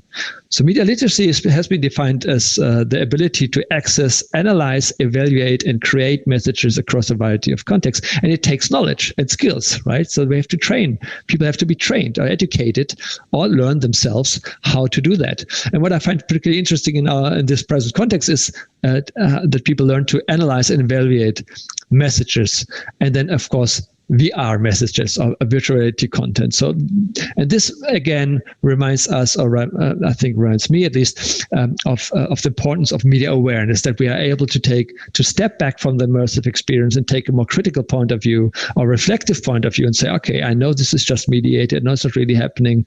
And this is actually interesting how it's done by the designer, by the engineer, by the content developer, this kind of more critical and detached thoughts, that we're also able to do that in VR. So that leads me to media awareness, and of course now I also need to more like conceptualize this term. I guess another term that can be used is interface awareness, even though interface awareness reminds me more like of this kind of direct perception of the interface. And I guess in VR, I said, it's a more invisible medium. So, and awareness is not perception. Awareness is just that you still know somewhere in the back of the mind, somehow in your somewhere in your working memory, that this thing is now, that I'm now experiencing, the events I'm now encountering, the things that I'm perceiving, that they are induced by human-made technology. And so I think I would define media awareness right now as the cognitive awareness, which can matter, which can vary in degree and intensity throughout my exposure session. So this cognitive awareness that this is not actual, but this is actually induced by human-made technology, or what we could say is was actually a representation of things.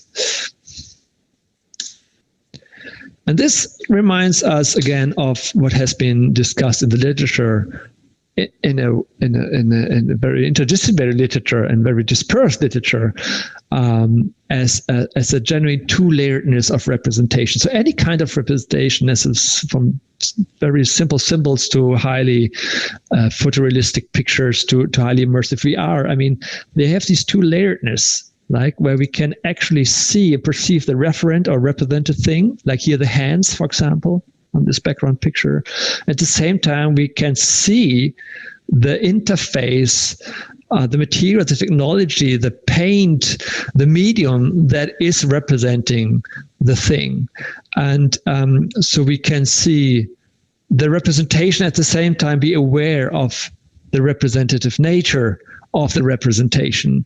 And this is this dual layeredness, which is highly fascinating, which seems to be a very general thing whenever we encounter representations, right? No matter what kind of representations we talk about. To give you an example now, if I attach it to VR, like this, we encounter people in VR, and even though they don't yet look like super photorealistic, perhaps, I mean, that's volumetric video capturing. Actually, the first speaker talked about it. So the technology is rapidly progressing there, and probably we encounter much more photorealistic persons in VR soon. But also, perhaps that's not even so important, because the gestures, the tracking allows that the other is very well represented with hand gestures and movements and eye gazing and all these social cues that are so important. They're all there. So, and also they are depicted in the correct way in space. So they seem to have volumes. They seem to be physically co-present with you, and then many things are already there. And still, also VR might be cognitively aware that these people are not really there, right? That they are induced by displayed by VR technology. Although it's much more difficult to perceive at the same time pixels or the interface or reminders of the interface in VR.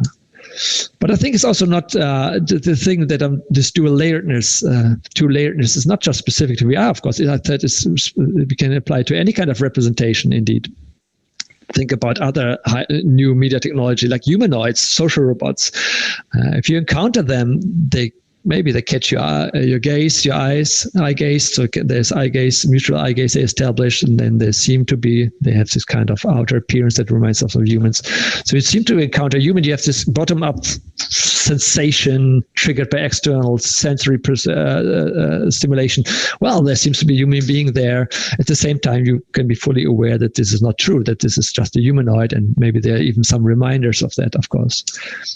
Now, I think the same thing works also with less immersive technology, like the Mona Lisa I already put forward as an example. You can see the Mona Lisa, maybe you feel the eye gazing, or this kind of, you have a sense of mutual awareness because she seems to eye gaze you. At the same time, you may be aware of the canvas, of the paint, and the fact that just the painting. So these two things can maybe happen simultaneously.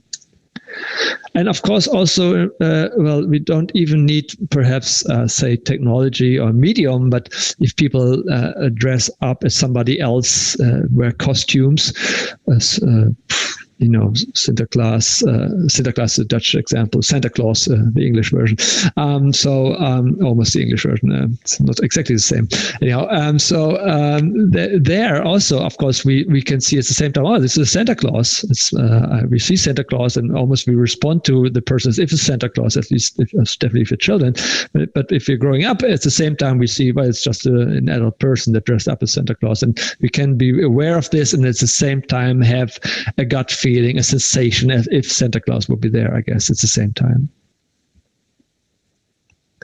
And these things have been noted by very great minds and scholars over decades in the past in different fields. And these fields, I guess, highly interdisciplinary fields, so different fields, disciplines, but they are not really connected yet, at least to my feeling and to my perspective, to one overarching grand theory of how we encounter and treat representations.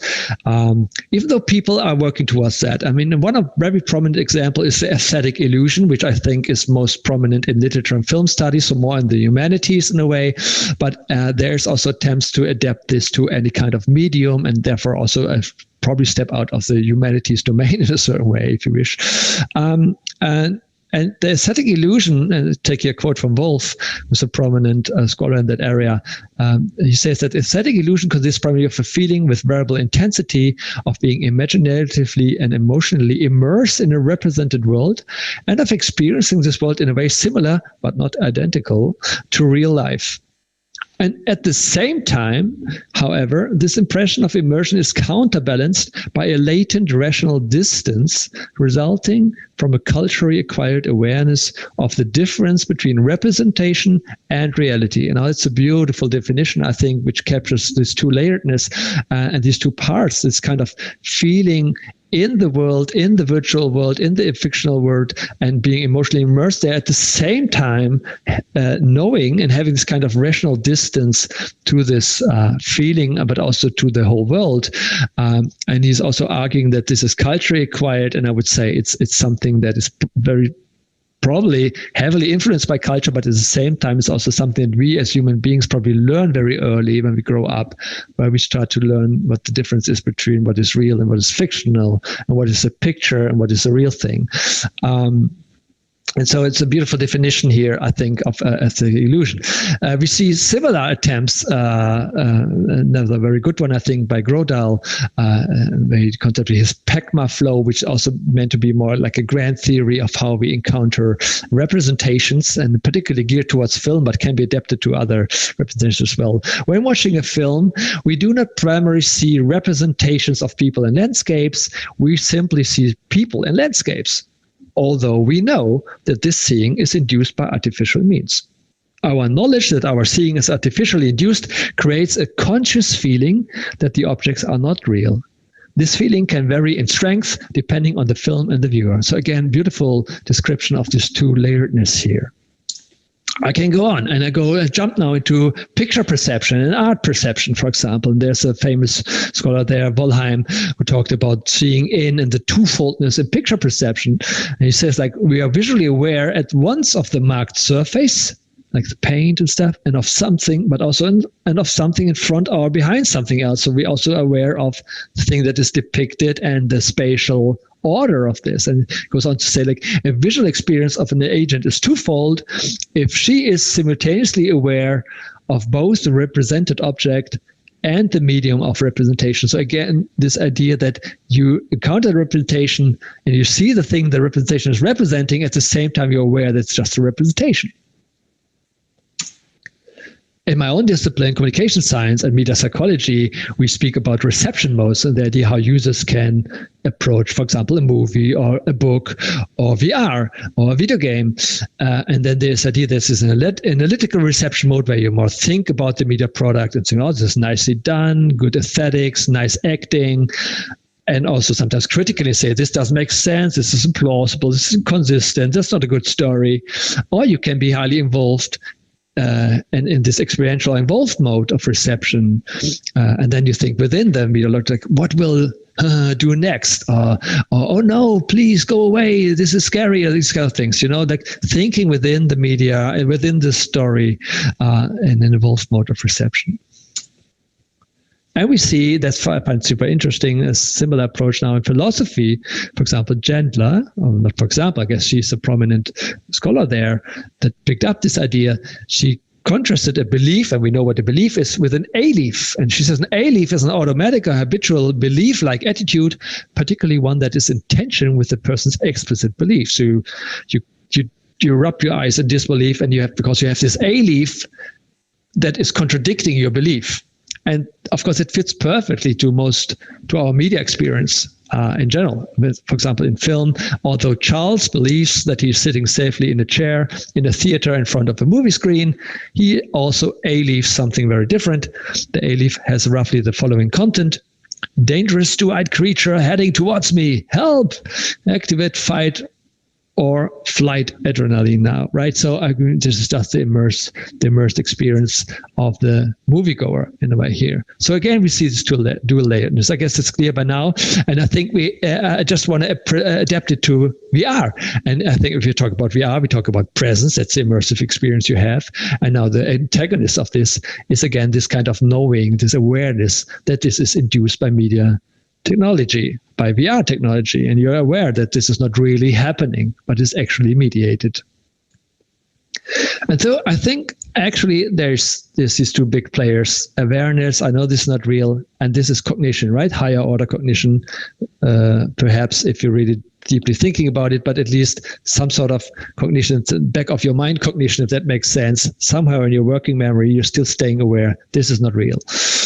But there's this perceptual sensation, well, it feels real, that's presence, right? And these two seem to be antagonistic in that sense, as they seem to oppose each other and speak for different realities. Now, the big question to me is, because we talk a lot about presence, and that's great, and that's, of course, a new thing, and we have to understand it, but the big question to me is also how awareness and presence interact with each other, and particularly, perhaps, how awareness might interfere or like shape and edit the present experiences. And initially I thought perhaps awareness regulates presence. You know, like if I'm very aware this is not real and remind myself this is not really happening, this is not real, then I also don't feel so spatially present. I don't feel like socially present with others. Maybe I don't feel so much embodied into the virtual avatar. I'm getting more skeptical of this because, as said, maybe presence is a perceptual illusion. This is hardwired and cognitively impenetrable. So just by saying, I don't want to see that, I don't want to feel that, we cannot undo it as much as we can't undo optical illusions sometimes or color perception. Perhaps it's still an open and also empirical question, right? To a certain extent.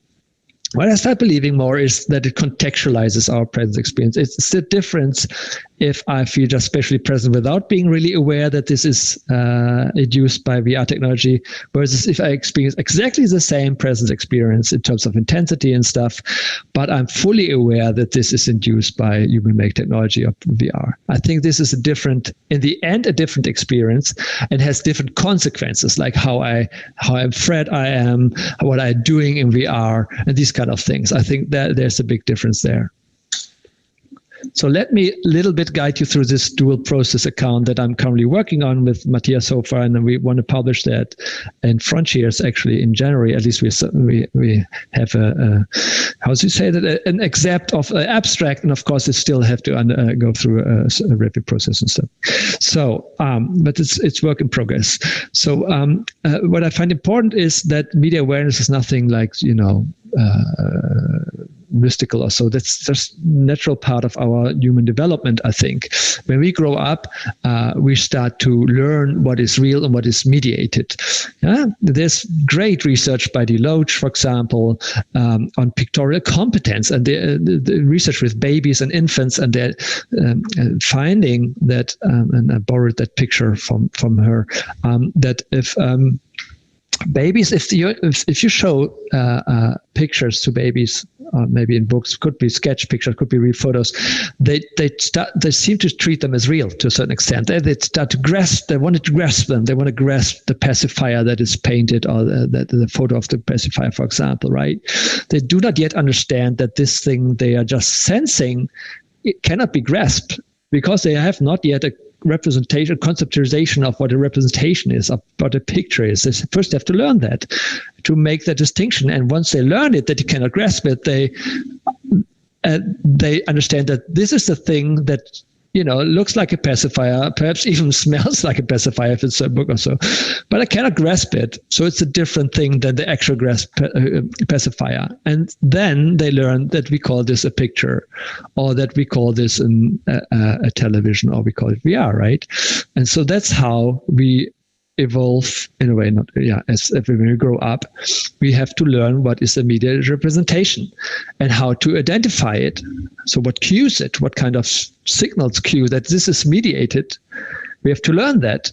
And we have to learn, of course, and that's already part of media literature, how to treat it.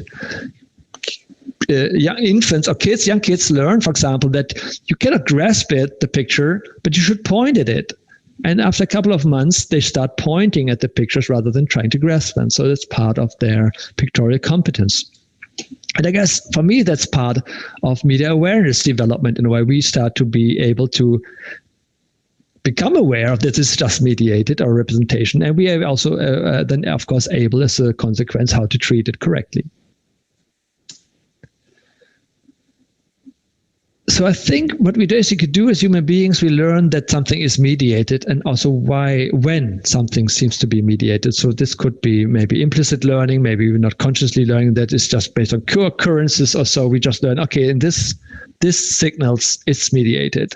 And there's not, to my knowledge, not yet an overarching theory or paper that would say these are the basic factors that cue that this is mediated. So I just took stuff from different research strands to understand a bit more, and we need more empirical tests, of course, in the future, more studies. When does something feel mediated? When do we start to be convinced this is not real? So first, I think if that thing is like a medium is visible, right? I mean, that's at least we learned as kids. Okay, if that is the case, if there's this kind of paper or paint, then it's not real.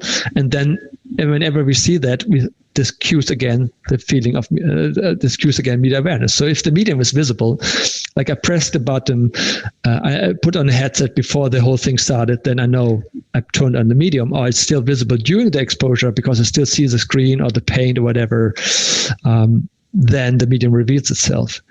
The sensory information could be wrong, even if the medium is invisible, like almost like in VR. If something is odd in the sensory information, I mean, the sensory motor contingencies are not perfect, not expected, not predicted, then something is odd and then seems surreal probably, or cues this kind of, this is not real. This is not really happening. This cannot be real. Or it could be perfect sensory information, but it's highly unlikely. So if an alien would be in my room right now, and it smells like an alien, it's perfectly animated, it can touch it and stuff. But even then, I would rub my eyes in disbelief, because I would say this is highly unlikely and plausible. It cannot happen that an alien, I must be mad. And this is, again, this feeling of surrealism. And the same, of course, probably if it's in VR or so, if something is highly unlikely and plausible there, I would expect that perhaps then the medium reveals itself, becoming more aware, okay, this is not real. This is just a bad story. This is just bad VR, something like that. We hunt for the perfect simulation, but it has been there before, right? And I never can pronounce it correctly. Tremblay, sorry, painted in oils, I guess, in French. Horrible, sorry, I really have to learn that better. These are perfect illusions if we are not aware that they are there, if you're not aware that this is a painting, right? If we enter a house like here, the violin bow hanging on the door, so we enter this old house and we think maybe in a second there's a violin hanging there, because it's, the medium doesn't show itself. The sensory information is perfect if I look at it in the right angle, and it's plausible, it's likely, it's expectable content. The violin could be there. It's not an alien, right? So I guess all the factors are met for perfect simulation. And yes, that's what this kind of experience people can have until they take a step to the side and the perspective breaks down, and then they see, oh, it's just a painting. And step very close, see the paint. Yes, then the medium reveals itself, the representation reveals itself, and they become aware of the medium or the representation. So the question is, of course, media awareness, fine, but what does it do? And before I really talk about it, I want to cite some what I find highly intriguing literature or studies that even though they were not really concerned with basically that question of media awareness in a way, but they, for me, provide very insightful things that I feverishly picked up in my own research then. For example, here a study by Punkanen et al., and I hope I pronounce them correctly, on eye gaze. They wanted to understand how we indeed, the effects of looking at pictures, whether it's a real thing, and here people look at somebody else and they can be made believe as participant either that the other is a real person in the next room looking at them through a window, or they believe it's just a picture. And that's possible because that's some sort of shutter glass which provides this ambivalent sensation where you can either indeed believe, oh, hey, I'm looking at somebody else in a different room, or at the picture. And if people are made, that's great, because we have exactly the same sensory stimulus and just make people believe that it's either picture or real. And that's a perfect experimental test, I think. Now, what we see here, for example, is that direct eye gaze, if people are directly gazed, so the other looks directly at you, but people believe it's a picture, then they are less aroused than if they believe the other is real, a real person. So believing it's just a picture. Everything else is totally identical, same sensory stimulus, but just believing the other isn't real, but just a picture, makes you feeling less aroused, which shows that this kind of awareness, media awareness, or belief that this is not really happening, matters, for example, for arousal. we also wanted to know, because plausibility seems to be an important factor for media awareness, that if you enter an implausible environment, like a house which is super implausible, crazy things happening there, bat is flying through the room, it's snowing in one room, and stuff like this, it's totally unpredictable things, unexpected things, as compared to an experimental condition where plausible things are happening. It's just the house as you might expect. If that would interfere or lead to a different present experience. We initially thought that, because if you read a horrible story or book, and it's just horrible and inconsistent, it pulls you out of the story engagement of the transportation experience, how it's called in literature. And we know inconsistencies can really do damage to this kind of immersive experiences. But okay, these are just books, and maybe then you can break the illusion.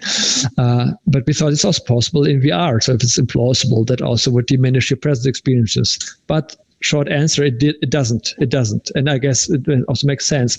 Perhaps in VR, you have to go a long way in terms of implausibility to break spatial presence experiences. You really have to provide glitches and spatial errors probably, and then spatial experience breaks down. But it's a hardwired perceptual sensation. It just needs this kind of correct sensory input in a way, or sensory motor contingencies, and everything else doesn't really matter. So highly implausible environments in terms of, fictional, fantastic environments, everything is possible there. If that's the same with if you have a consistent or inconsistent story in VR, we don't know yet. Perhaps inconsistent stories lead to certain breaks in presence. I don't think so, but it could be. So there's, of course, still room for research. There's also a very fascinating study by Quackley and Holicek, published in 2018 in Proceedings.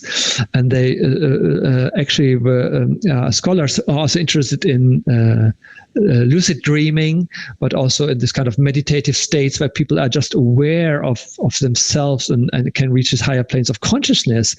And they wanted to put this to a test in VR and say, like, with the idea that they called it virtual lucidity, and that's what I think I would just address as media awareness, that if you're fully aware that this is not really happening, but this is just VR, that then you also respond to the experience differently and you do different things in VR. So they put that to a test, and this is a picture I also borrowed from them with the famous Richie's plank experiences, the sphere of height experience in VR, which is really famous, where you step onto a real plank here, the participant, but in VR it looks like you're this plank very high above the ground, and then you really start to be afraid of height. But they showed that people that are more aware that this is not real, they were less afraid. And also they were more daring, because they more often dare to jump off the plank into the depth.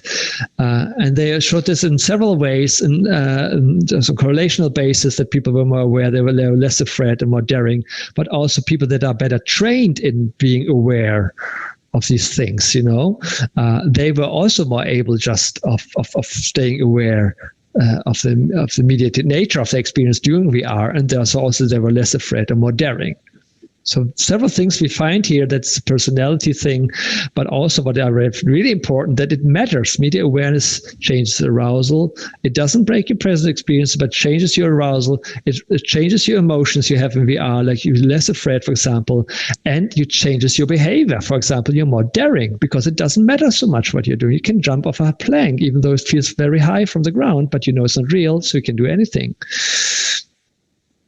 So let me wrap this up. I think media awareness, and these are hypotheses, and I think we need to test them much more thoroughly in the future. But I think it can have strong effects. It really matters as a phenomenon. It might not regulate our present experiences, even though I would love to see more studies on that. But it contextualizes presence. That's my conviction right now. It diminishes arousal, probably, and also other affective responses, any kind of affective response, fear, sadness, enjoyment, and that can be good or bad depending on what we want. I guess it leads, and it's important for entertainment more, it's a little bit my background, it can allow us for hedonic reversals if we are aware, we know this from horror movies, by the way, if we are aware that this is not real, that something that is really negative or distressful and fearful can be reversed into something enjoyable. And that's the principle of a roller coaster ride. It's actually, roller coaster ride is like horrible for your body. I mean, the screaming, like, I'm dying, right? Because all the, what you experience, but the perception tells you, well, you're close to death, probably. probably. At the same time, cognitively you're aware that you're safe, and you can hedonically reverse this fear into euphoria. Until you start believing, like maybe the roller coaster isn't safe, then you're panicking, right? So that shows again this interplay. But so being aware this is not real matters because it allows us to also reappraise negative emotions or distress, for example. And I guess it affects our behavior in VR. That really matters. The big question is, do we behave realistically in VR? I think if I'm very well aware this is not real, I don't behave realistically in VR in the sense that this is not my normal behavior. It's not like I would behave in the same situation in real life where I believe this is now real life and not mediated, right? So let me just wrap this up because now I talked long enough. I think developing this parallel processing account of presence is important because presence is intriguing and a very important phenomenon. It's indeed key to VR, I think. But at the same time, it's probably contextualized by a knowing state that this is not real. These people are not real. The things I'm encountering are not real. The events that are happening are really happening. And the presence I'm feeling is generated by human-made technology, by VR. And I guess this kind of media awareness matters. Is it desirable?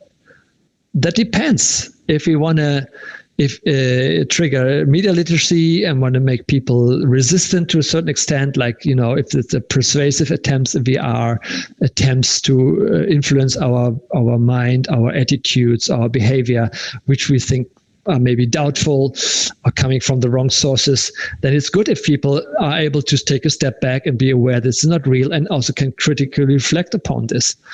It can also be important, critical reflection can also be important in just for educational or learning purposes. Like think about art perception, think about training about media products in media literacy, where it's important to take the step back and be fully aware that it's not real. So it can be a very desirable state, but often it can also be undesirable because it can intervene with the experience we want to create in VR, like for entertainment purposes or other purposes, any kind of immersive experience. And then also certainly we talk about emotional consequences as well, like people are really having this strong fearful experiences or really strong enjoyment or pleasure. Probably being aware this is not real can regulate these effective consequences of presence, not presence itself, but the effective consequences of presence. And then it's also an undesirable thing, media awareness, in a way, for those scholars that are very euphoric right now, and I think for good reason, but still, we can also be a bit skeptical that VR is a tool to represent real life behavior. And we can use it rather than using actors or so for fancy studies, because then participants would show their real life behavior there. And then, of course, VR is a very powerful tool to do tests in a way. But the question is, do participants show their real life behavior and experience there? Because if they're really aware, and if they're becoming maybe also more aware in the future, because with better media literacy and training, maybe they do, then perhaps they start to adopt a certain VR behavior. And that's not the same behavior as we behave in real life. It's because it's just a distinction between what we do when we think this is not real, versus, I think, when we think this is really the real thing. Thank you very much for your attention. That was certainly a mouthful. I hope you enjoyed the presentation, and I really love to now engage in a discussion with you, hopefully in this panel debate. Thank you so much for listening. Okay, thank you so much, Thilo. So in my humble opinion, both presentations were complementary. Because the first one was more focused on immersive technologies, second more on, let's say, cognitive processes related to VR experience. So we can say that we talked about something which is inside and outside immersive experience. So now it's a time for our panel. Let's say time for critical reflections using your words, Thilo, and sharing real experiences and knowledge. But at the beginning, let me briefly introduce our panelists. So I need to share my screen because it will be helpful to present on the screen. We have already seen the profiles of our keynote speakers, but we have more guests, Fabiola Brugger-Davies, Katherine Koba, and Krzysztof Garbaczewski. So please allow me not to present the complete biographies, only the main elements of his biographies, their biographies, but everything, as always, is available on our website. So if somebody is interested in details, please look at our website. Let's start with Fabiola Brugger-Davies. It's a CEO. She is the CEO and founder of NeuroReality, medtech company that develops gamifying virtual reality software for cognitive rehabilitation and diagnosis following acquired brain injury. She has won a number of awards, including the Viva 400 Most Successful Woman of 2020 in Healthcare and Education, MedTech Outlook's Top Neurology Solution Providers in Europe 2020. She is graduate of University of Oxford and VU University Amsterdam, and doctoral candidate at the same university and Utrecht University. We have also Katherine Koba. She's a founder of RoboKoba, managing director at Girls in Tech Poland. She graduated from Department of Visual Arts and of the Academy of Fine Arts in Łódź. She's a designer and researcher. She has won many international awards. This year, her company was recognized as one of the most innovative startups founded by women in Poland. And last but not least, Krzysztof Garbaczewski is a theater director, author of adaptations that inspire his so-called theater installations, which combine performance, visual arts, and music. Garbaczewski graduated from the Faculty of Theater Directing and Dramaturgy at the Ludwik Solski State Theater School in Krakow. He is a recipient of numerous awards, and he is a founder of Dream Adoption Society, an artistic collective applying virtual and augmented reality in theater and arts. So, as you can see, our guests have a huge amount of knowledge and experience, and now I can stop sharing my screen. At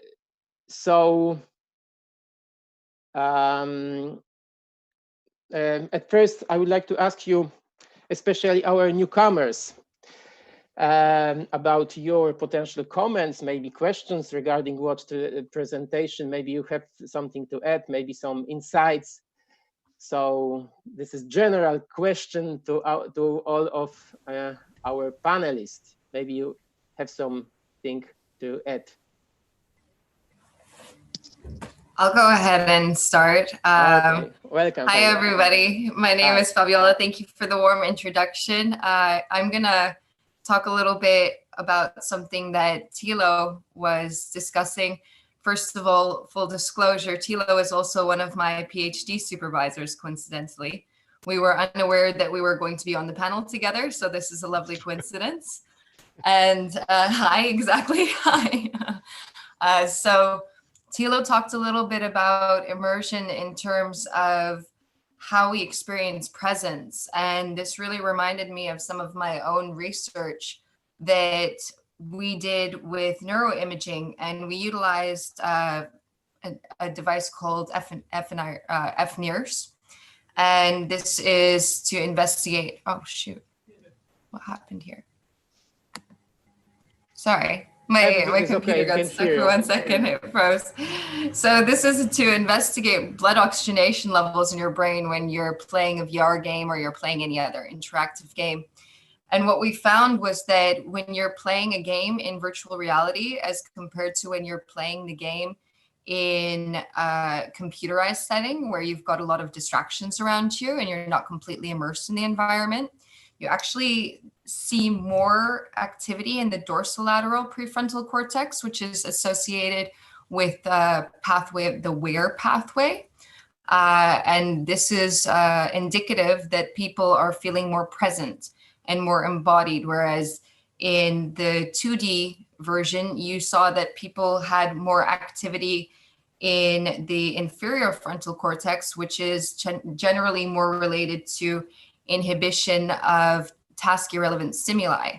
So there's already really some neural evidence that presence is felt much more in a virtual environment than just in other forms of media, such as Tilo was discussing. So that's my first comment, and also excellent presentations, you guys. It was very, very interesting and informative, both of you. Yes, exactly. I agree with you. Any other comments?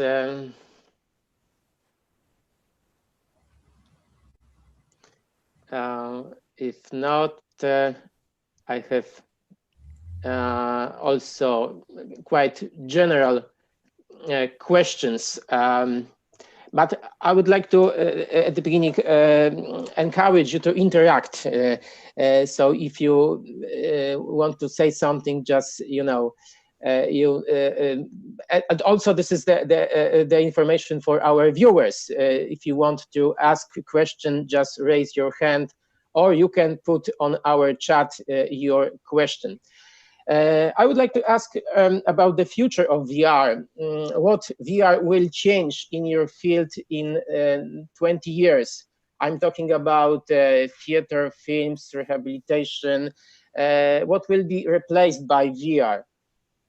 Of course, during especially first presentation, we saw that immersive technology is developing right now.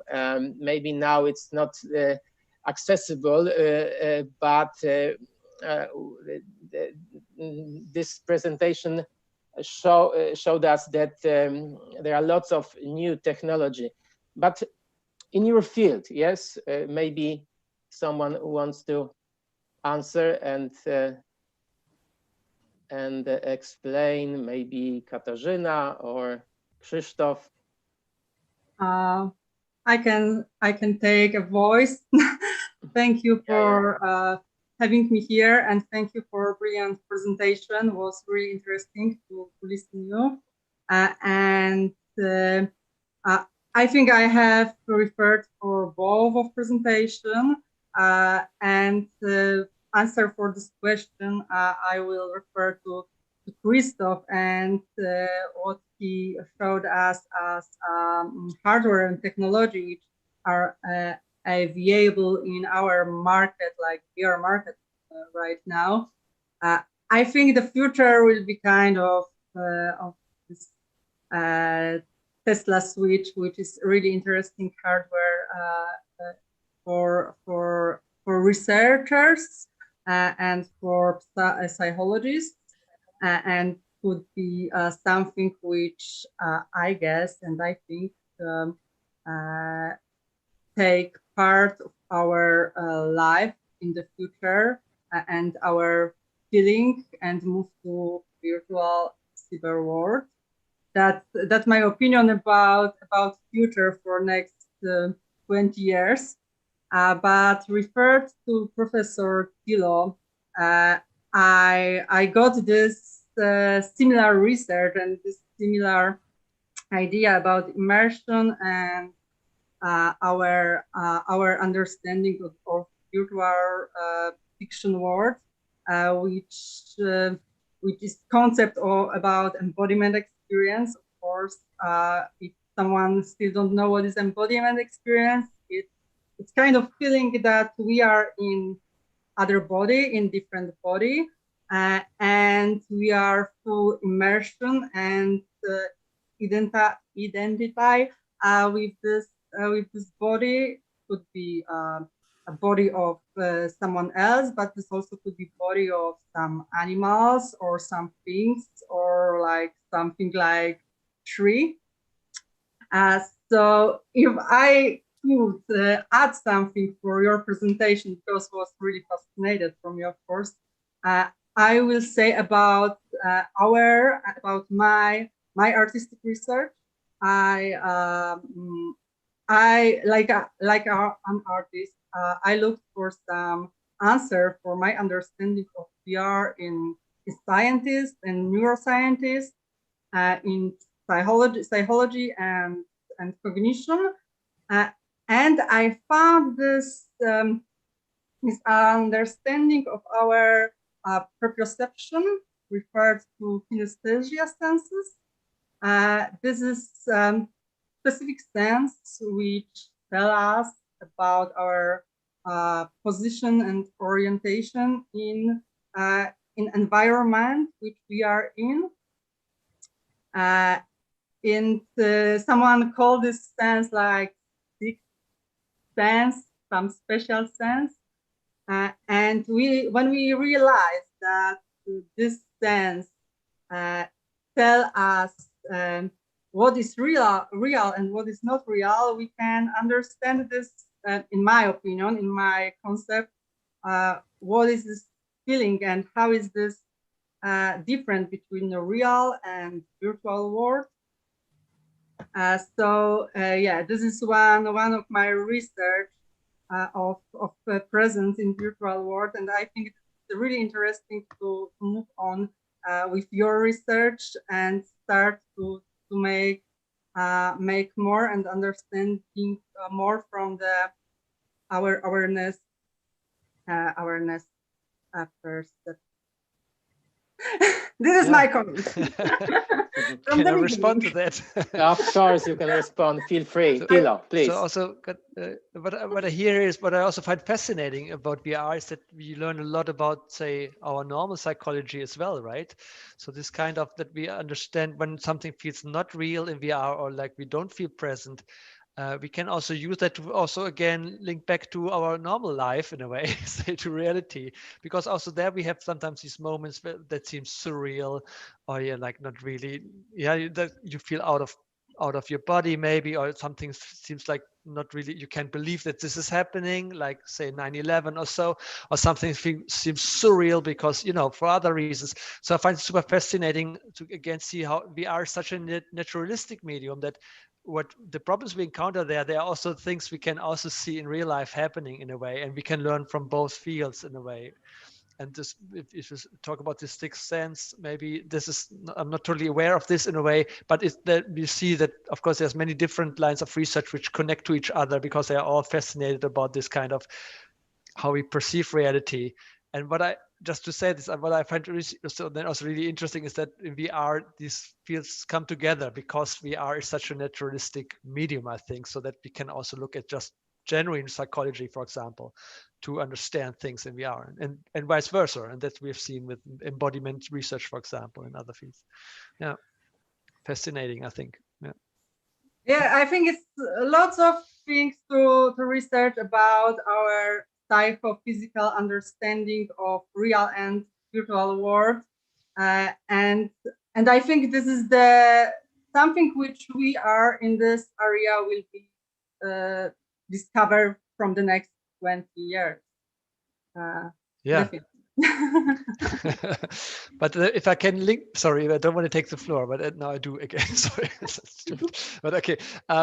Because you asked about the future of VR, and so what I mean, it's hard to predict the next 20 years, and maybe your question was about our fields, but if I still can go broadly, and I would say, I mean, what I really find interesting is if the vision is to have a perfect simulation, and you hear that in many people in the field working on that they come up with Star Trek's holodeck or the Matrix or so, or lucid dreaming, and say, oh, that's in a way what fascinates me, what brought me into VR.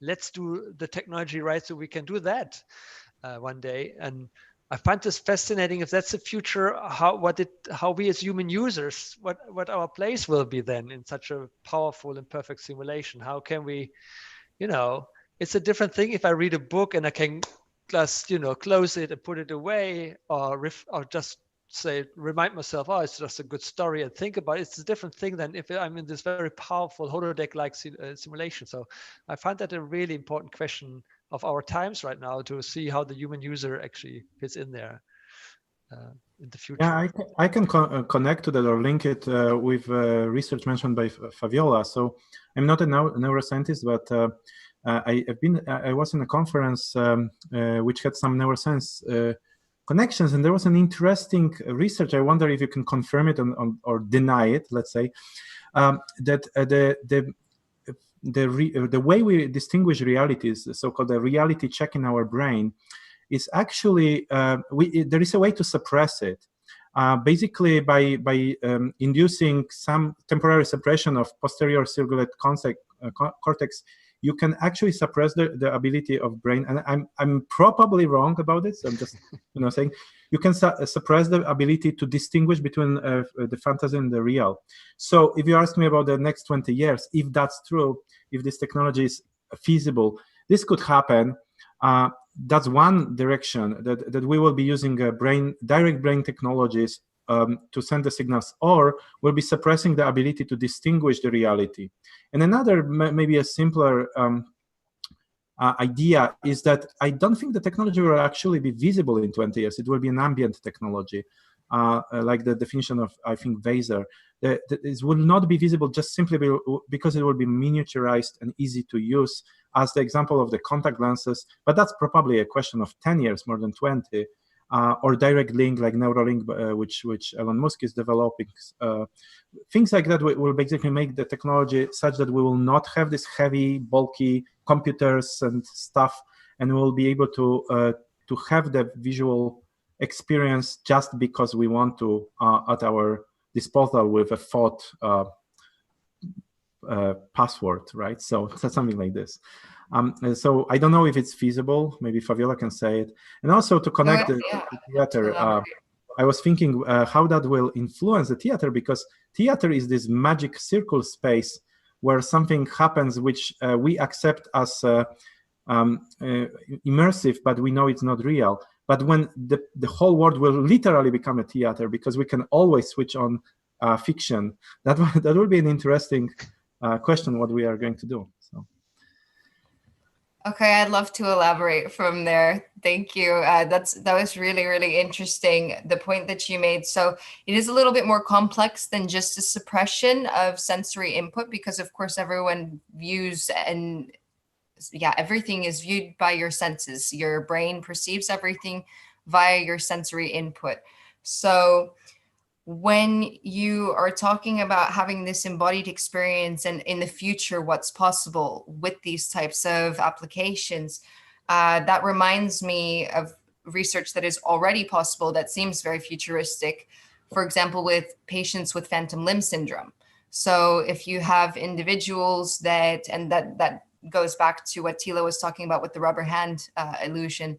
If you have individuals that are put into a virtual environment, and they have the feeling that, so phantom limb syndrome, for those that aren't familiar with it, it happens often when you have an amputation, that you are still feeling the experience of having pain in the area where there's no longer a limb.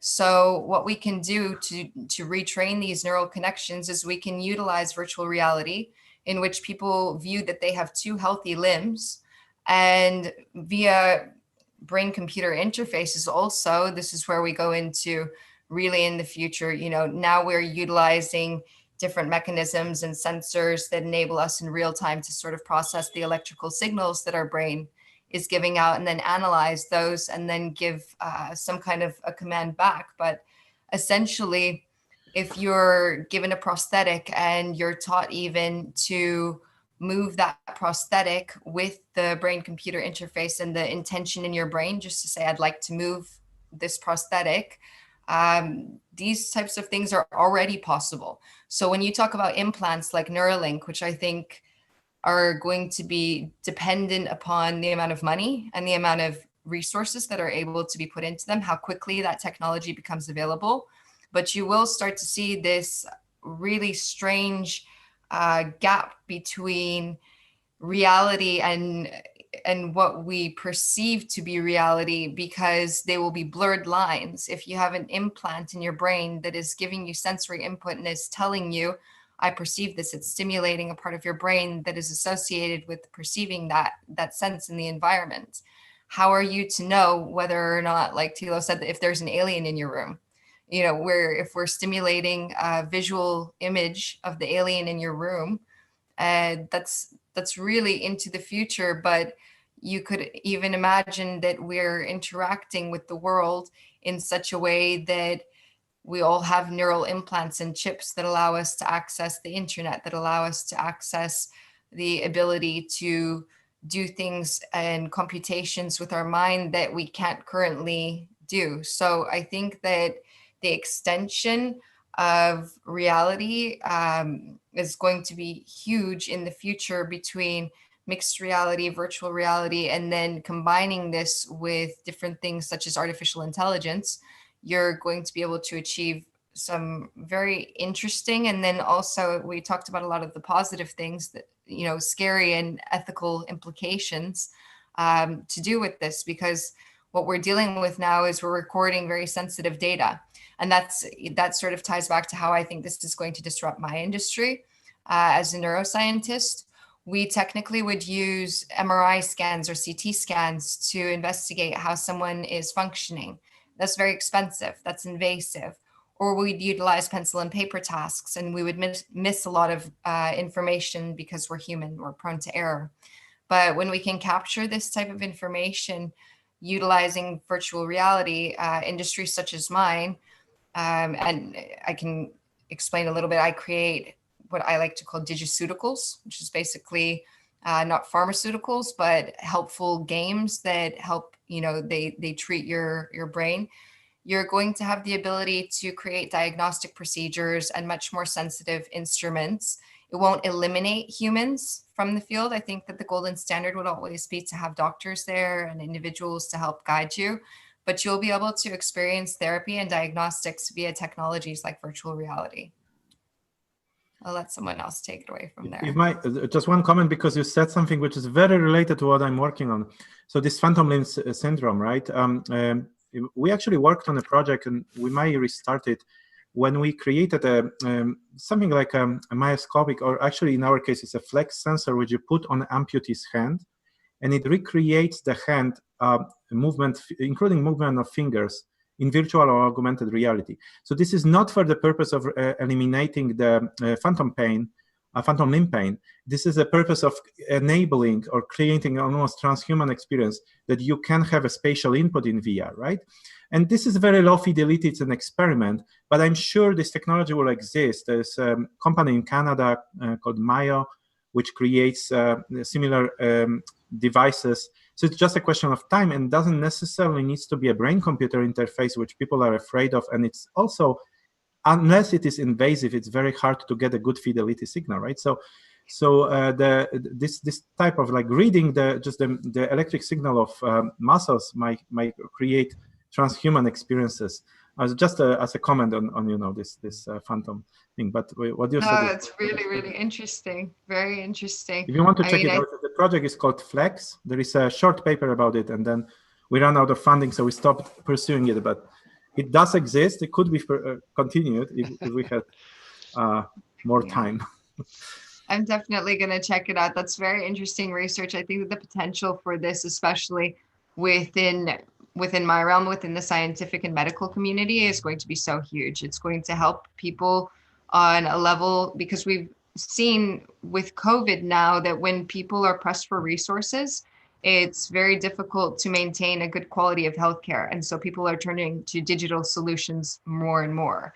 And even with the adoption of technology like VR, while it might have happened that individuals came up with these amazing ideas years ago, now we're sort of reinventing the wheel. I really think that what we're seeing during this pandemic is going to stretch beyond it, that people are going to continue with the digital era and adoption of virtual reality, augmented reality, mixed reality. This is going to just be continuing to grow exponentially. I don't know if any of the other panelists want to comment on that or agree with me. disagree. Yeah, I like to be asked. So I'm sure, like, I mean, I of course, I love to believe it's growing exponentially, and I think right now the figures look great and stuff. But will it be a mass medium and disruptive as smartphone use? I guess it depends a lot on the development that, for example, Christoph sketched. Will there be contact lenses one day, or things that are much, you know? I use VR right now with my 40 students. I bought them Oculus Quest and they're shipped to their homes. And now, but you know, I guess maybe 10 out of 40 really like using that. The others say like, oh, my head hurts because it's too bulky still. And I mean, this is rapidly developing for sure. But you know, I'm just trying to say it's not the smartphone yet. It's not the thing that you just always have in your pocket and that is really constantly changing your life in a way, as smartphones right now do. And to do that, I guess VR really has to transform. The technology still has to be transformed. But okay, that's probably just a matter of time. I mean, if we have contact lenses and stuff, and if they're good and stuff, that's a different ball game than the bulky headsets right now. I agree with that. Yeah, I agree. I think that right now the usability, like obviously, as you said, like you have a smartphone, you're sitting at the bus stop, you're sitting on the train, you're going wherever you are, you're in your office. You're not going to bring out a VR headset and put that on. 24 hours you're online, right? Yeah. So I think that as the technology, also the hardware is improving and becomes more lightweight, as you see, Apple has created these really sleek glasses. You know, I don't know how good they are or how much more improved they're going to be from other AR devices. But I think that as technology, the hardware itself becomes more accessible and becomes more integrated into our daily lives, then you will see that. But I think about when I was a kid and my parents in the 80s had cell phones that looked like a brick, you know, and here we are years later with cell phones that have computational power that is beyond what we probably ever could have imagined when we were growing up. Definitely. Technology become more accessible and affordable. Krzysztof Garbaczewski, are you with us? Because we can hear you. Can you share some? Am I hearable? Maybe. Some comments or insight. Yes. Okay. Can you hear me? Can you hear me? Yes, of course. Yeah, Tell us something about VR in arts. Yeah. I mean, I'm already like appeared as a just avatar, you know, to skip those I was thinking to represent the tech part of the HumanTech meetings. So wanted to appear as a digital being in this virtual theater that we created some time ago. I can play some video here and stage is turning. So here is the video and here we have the audience, you know. So yeah, I think we have to also invite you we will have, I guess, opportunity to present because it looks very interesting and we hopefully will see the whole your presentation in future, maybe next year. Yeah, I mean, this just just wanted to ask Krzysztof, you know, just to show you that we also are doing some theater and ask you for this program with this virtual actor, you know, it looked really amazing. You know, I will email you later because most of the things you were saying, both of you we are researching in our Dream Adoption Society. It's like a small studio next to the theater stage in Teatr Powszechny in Warsaw. And it's it's kind of like a interesting process, you know, to be on some kind of crossroads of the analog theater and the virtual, and we were plugging actors to some devices, you know, that are getting cheaper, as you are saying, you know, and trying to mix those realities, and we are doing further this kind of development. Also, you know, the tools of AI are amazing, and this is all really really developing. The question is maybe how to like do it, where to do it. You know, it's pretty hard to, for example, to find the audience from like a practical side of the theater, you know, for this, because people kind of in pandemic had to turn to the digital in theaters also, but it doesn't mean that the audience really likes it. So we are here like facing some kind of issues, for example, how to address our performances, digital performances to the digital audience, and how to look for this audience, especially with kind of low resources for PR, or the culture is not actually like assimilating this kind of new media very fast. For the audiences, it's also takes time to really be used to it. Yeah, just like a small comment from like a theater practice. But can you say something more about is VR, in your opinion, more immersive than real performance played by humans?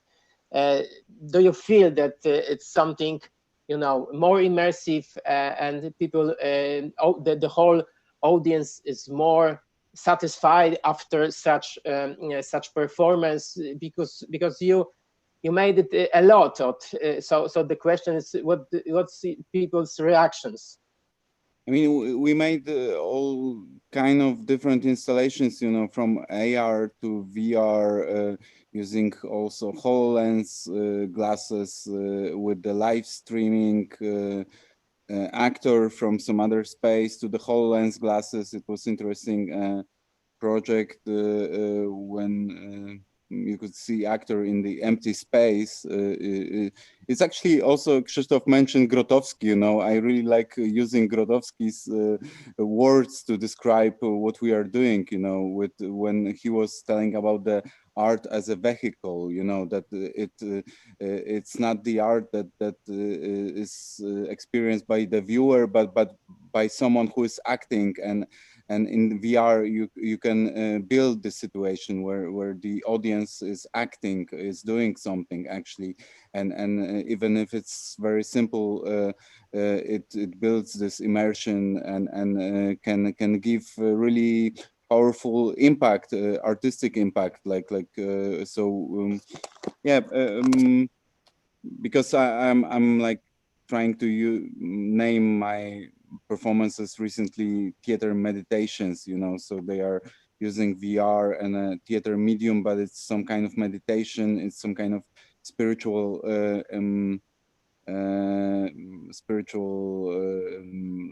experience, but or you can use VR in some tricky way. It's like falseness into build some kind of something deeper for the audience. But also, there is a lot of course, the problems with it. I mean, I like to refer to Guy Debord, like a classic work, the Society of the Spectacle. It feels for me very actual. His theory that we are living in the numbers of spectacles that are creating some kind of field of illusion, and this is this matrix, you can say, and it shapes our behavior. Also, though this medium. So also we need to be careful with that. We were doing installations, for example, where we had 30 people in one room with 30 headsets. Like it was a multiplayer installation. So when they were in the VR world, they were of course somewhere else, but they were also represented there, and so they were in this room. They had some physical feelings, but in this virtual space they were somewhere else and kind of detached from those bodies. It was bringing amazing reactions of the audience, like some kind of euphoria many times. People were kind of losing their bodies, like the control over their bodies. So other actors were just helping them at that time not to fall into each other.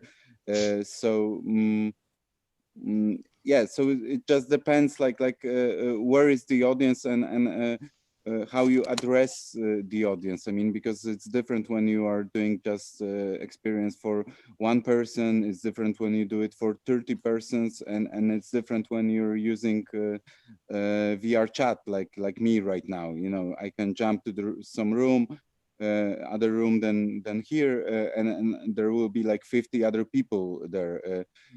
So sometimes on this our weird little audience there, we had like an audience directly from VR chat, you know, so they all looked like strange. So it was also a very interesting experience, you know, to have this audience that already lives in this world of digital identities, you know. It's kind of becoming real, all those manifestos like xenofeminism or other like Donna Haraway manifestos, they are becoming reality. Okay, thank you very much for your sorry for like comments. So definitely using VR in theater is very helpful, especially because of the transportation. We can enhance the level of transportation and immersiveness of the performance. Any other comments? Okay, of course. Yeah, can I play devil's advocate here? For example, now theater, maybe I understand that, even though I'm not an expert, of course, of these things, but with film, and Christoph, I'm also referring to your principle, like, let's say VR would have been there before, and then film would have been invented, like for some magical reason. Wouldn't we then say, oh, this is fancy new thing, you know? It provides you with these close-ups exactly at the second where you need them, and you know it directs your attention, so you know exactly where to look at these kind of things, and you know, and it provides this very powerful emotional experience, a hyper reality in a way, because much more than what you normally see in your own life. So I could imagine also there's something in film, in this old-fashioned medium, in a way that is so powerful that we cannot do in VR, maybe also, you know, that I just want to, so I mean, I'm also very fascinated about the new possibilities, but I'm wondering if VR is now the replacement of everything, or it's the same way. Of film in itself is super powerful and can do some things VR just can't do.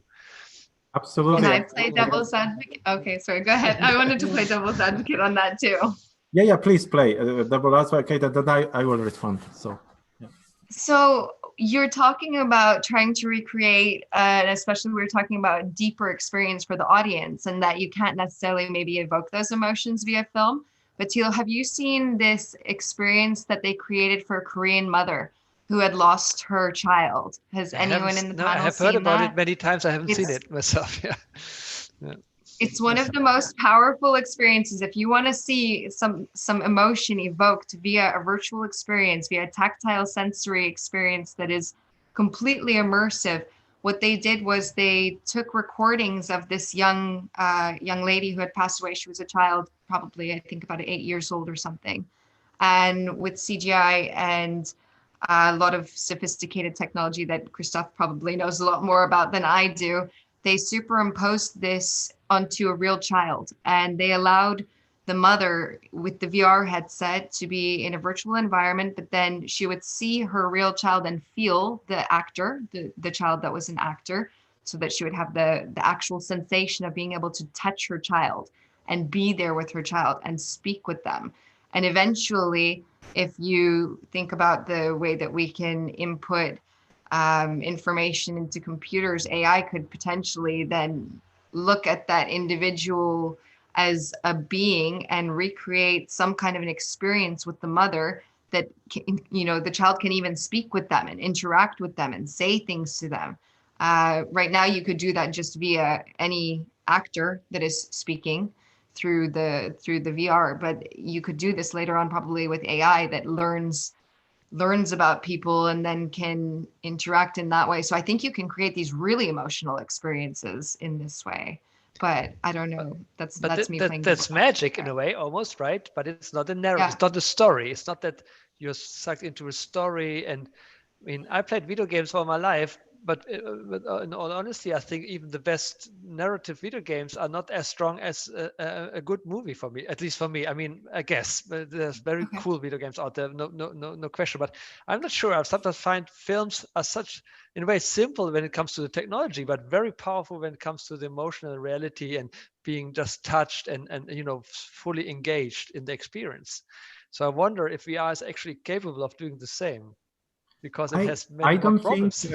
I don't think VR will ever replace the filmmaking in the same sense like the novels did not disappear or opera did not disappear. It might be even the dominating medium.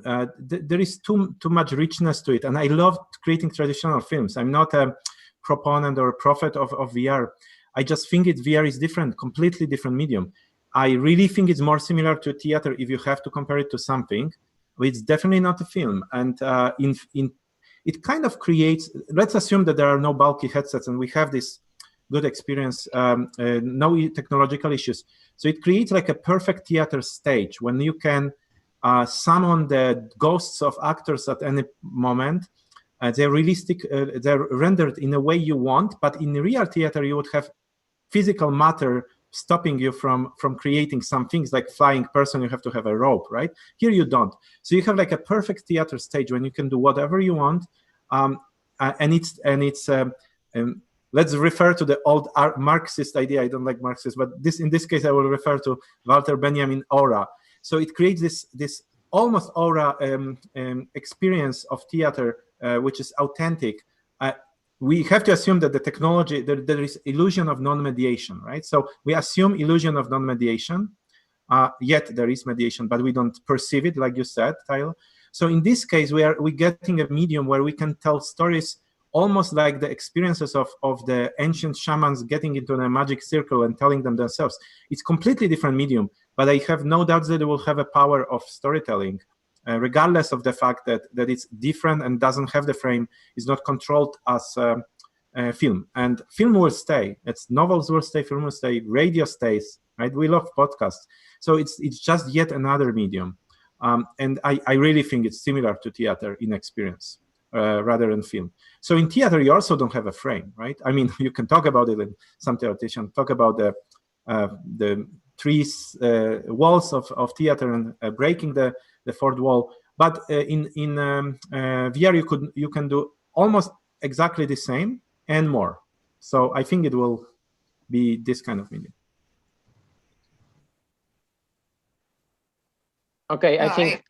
Okay, go ahead, Fabiola. No, I was just gonna say I agree with that. I think that it's a new medium of storytelling. It's a new language. Everyone is always, developing, and we're extending our vocabulary, and this is just a new way of extending our vocabulary and being able to tell these stories.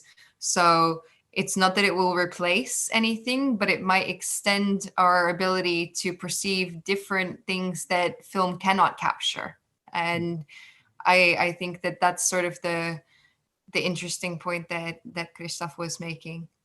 And we are also at the moment when Brother Lumiere's were putting a bulky camera on a train station.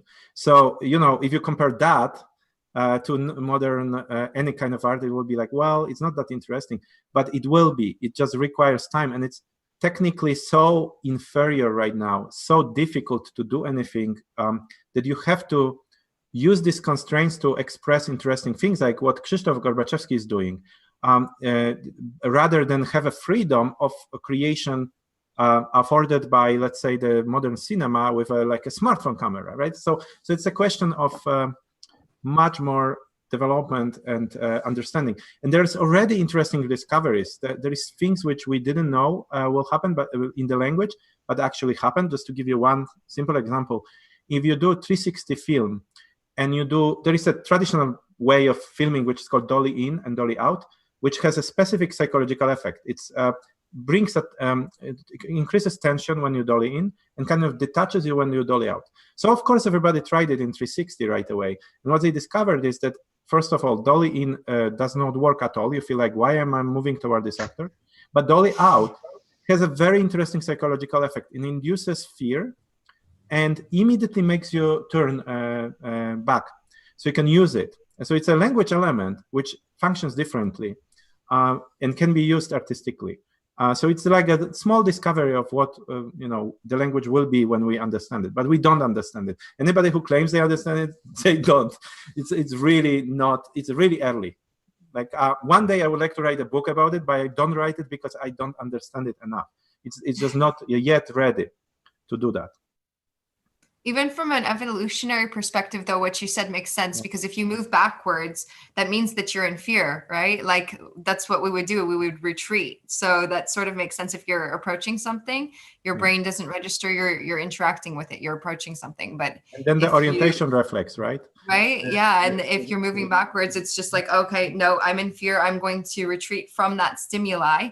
So that makes sense because your brain would register that in a different way. Yet another evidence that is more presence than cinema, right? And from the neuroscience perspective, probably. Yeah. Okay, but we are still talking about some positive aspects of VR. Of course, we see a lot in many fields. But on the other hand, we have to look at the dark side of VR. For example, for me, because I'm a psychologist, so I'm interested in such area, I'm thinking about the recreation of people who already pass away.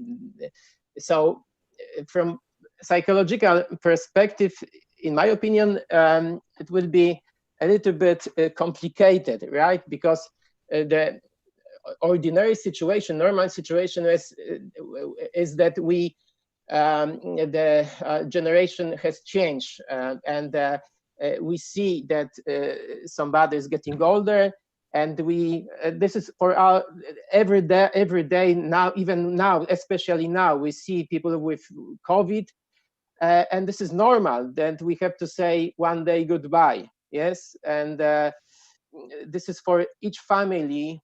Something which is normal. In this case, and when we have such technology, when we can recreate the people and we can have still contact with them, it could be dangerous for let's say for our mind, because it's like could be completely confusing. What do you think about this aspect? Entering a Ready Player One world where there's no distinction. I think that it can be very dangerous because it's a dopaminergic rush. You can get addicted to, I imagine when you go through that kind of extreme loss, I've lost my father. If I could return to seeing him on a regular basis, I'm not sure how addictive that would be for me, to be able to interact with him and do those things. That is certainly a dangerous notion. I'm sure someone else on the panel can elaborate. I mean, I guess where I would be careful to say just because novel, it doesn't mean it's bad, right? So we are quick always in saying if something is totally novel to our society or to us, that this is probably undermining our society or decline or bad. So we're quick now in saying, for example, if people are have some sort of eternal life as a virtual represent, then that this would be, it's certainly a total novel thing. But I'm not sure immediately if it's bad. Yeah, it could be addictive. Yeah, but addiction. I mean, I'm not sure. Right? It could be just appealing, right? Maybe it's enriching your life to have this. Yeah, it could be psychologically healing even. Yeah. So it's just very difficult question to answer that right now, I guess. So I'm not sure if that's the darkest side of VR. I mean, what I would be concerned about is the loss of veracity of information. So we see that normally seeing is believing. In former times, a picture was the proof of something. Now everything can be manipulated already on that level. And with deep fakes, of course, on the video level. And soon if we have perfect simulations, I mean, you can then seeing is believing, still psychologically wise, but it doesn't work anymore as something to give you proof of something, right? Because everything can be, of course, totally manipulated it just depends on the source that is communicating that information in a way, if you should probably believe it or not. I mean, what I'm trying to say here, you cannot just trust your senses anymore. And I guess this is something very profound also communication level, because we need information flows and communication in society for democracy and so on and so forth. But if even very sophisticated displays like visual information, photos, or like even things like in VR can be, of course, manipulated, but seem true to our senses. that's what I'm afraid about, how that opens the door for very compelling, persuasive, but then in very negative or bad persuasive attempts in the future. Like think of propaganda and stuff like that. Or think of stuff, commercial stuff, of course, advertisement where you say like it's maybe good if people resist smoking advertisements, but say we would have these kind of new kind of smoking in the future VR advertisements, which are very powerful in a way because it's kind of seeing believing principle works there. Then I'm not sure. I wonder how we deal with information there in VR actually, because everything. There would be people too. Sorry, go ahead. No, sorry, you're No, it was just a really quick comment. There would be people even that would argue with you, futurists that would say we're already living in a simulation. We already don't even know the difference between whether we're living in simulation or not. So the lines can be super blurred. But right now, that was just my quick comment there. I agree with you. I don't think there is, with Fabiola, actually, I don't think there is a distinction already. Again, we worked on a project, not me personally, but in the institute, there is computer scientists working on DARPA project, trying to recognize the generated images, posts from real, and it's very hard and it doesn't work, and it will one day be impossible, I think. Some people think we'll always find a way.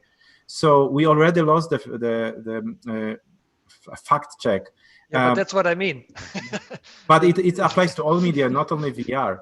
Regarding the idea of recreating the past lives of people for yourself, this is, I think, I agree that, just to give you an extreme example, when trains were built, many people were worried that cows will not give milk anymore when they pass by the train. So on the one hand, we might be over worrying about the technology, but if from psychological perspective, there is a process of grief, right? And the process goes through stages. If you disrupt these stages, will there be a result, which is the acceptance of the loss, or not? Maybe that will help, as you said, Fabiola, we will have a negative aspect. And interestingly, this was very much researched, but I shouldn't use this word, in science fiction. So I love science fiction, and there is so many books which take this particular issue into account. Probably the best is Dune by Frank Herbert. There is a Gola, which is a recreation of the existing person, and there is a big dilemma whether Muad'Dib is supposed to take his dead wife and be controlled by somebody or not. There is a lot of Stanisław Lem work on it, Frederick Paul. So there is a lot of, already we have like imaginary situations, like thought experiments, what would happen, and none of them are positive. But maybe because science fiction is usually dystopian, maybe this is reality. I actually think it will be an industry. What you described in the Korean mother example, I think there will be an industry of recreating, like a YouTube for recreating lives of people, which will be fully interactive and maybe even nearly indistinguishable in a long future from a real person. But I don't know if it's, I don't understand the consequences of it for society. It might be strange or difficult, maybe positive, probably negative. I think that there's both sides because, in Japan, for example, I lived in Tokyo for over a year, and it's a very lonely place. And people there are very prone to utilizing technology such as virtual reality to maintain that psychological connection that they can't have with other people because of cultural reasons and different purposes. They feel more comfortable to interact in even intimate ways with a virtual agent as opposed to with a real human being. So there's this, beneficial side, but then there's also, where do we lose the human being and the interaction between us as humans with the introduction of these types of technologies? Yeah, and for now we are just talking about the representations as virtual, but let me show you something which is sitting here for a moment. So this is a robot. I'm training this robot. This is a life-size robot. So that will be another thing. You will be able to inhibit a robot in VR. And now the question is, who is where? Are the people who I'm interacting with where I am in VR, or they are where the robot is?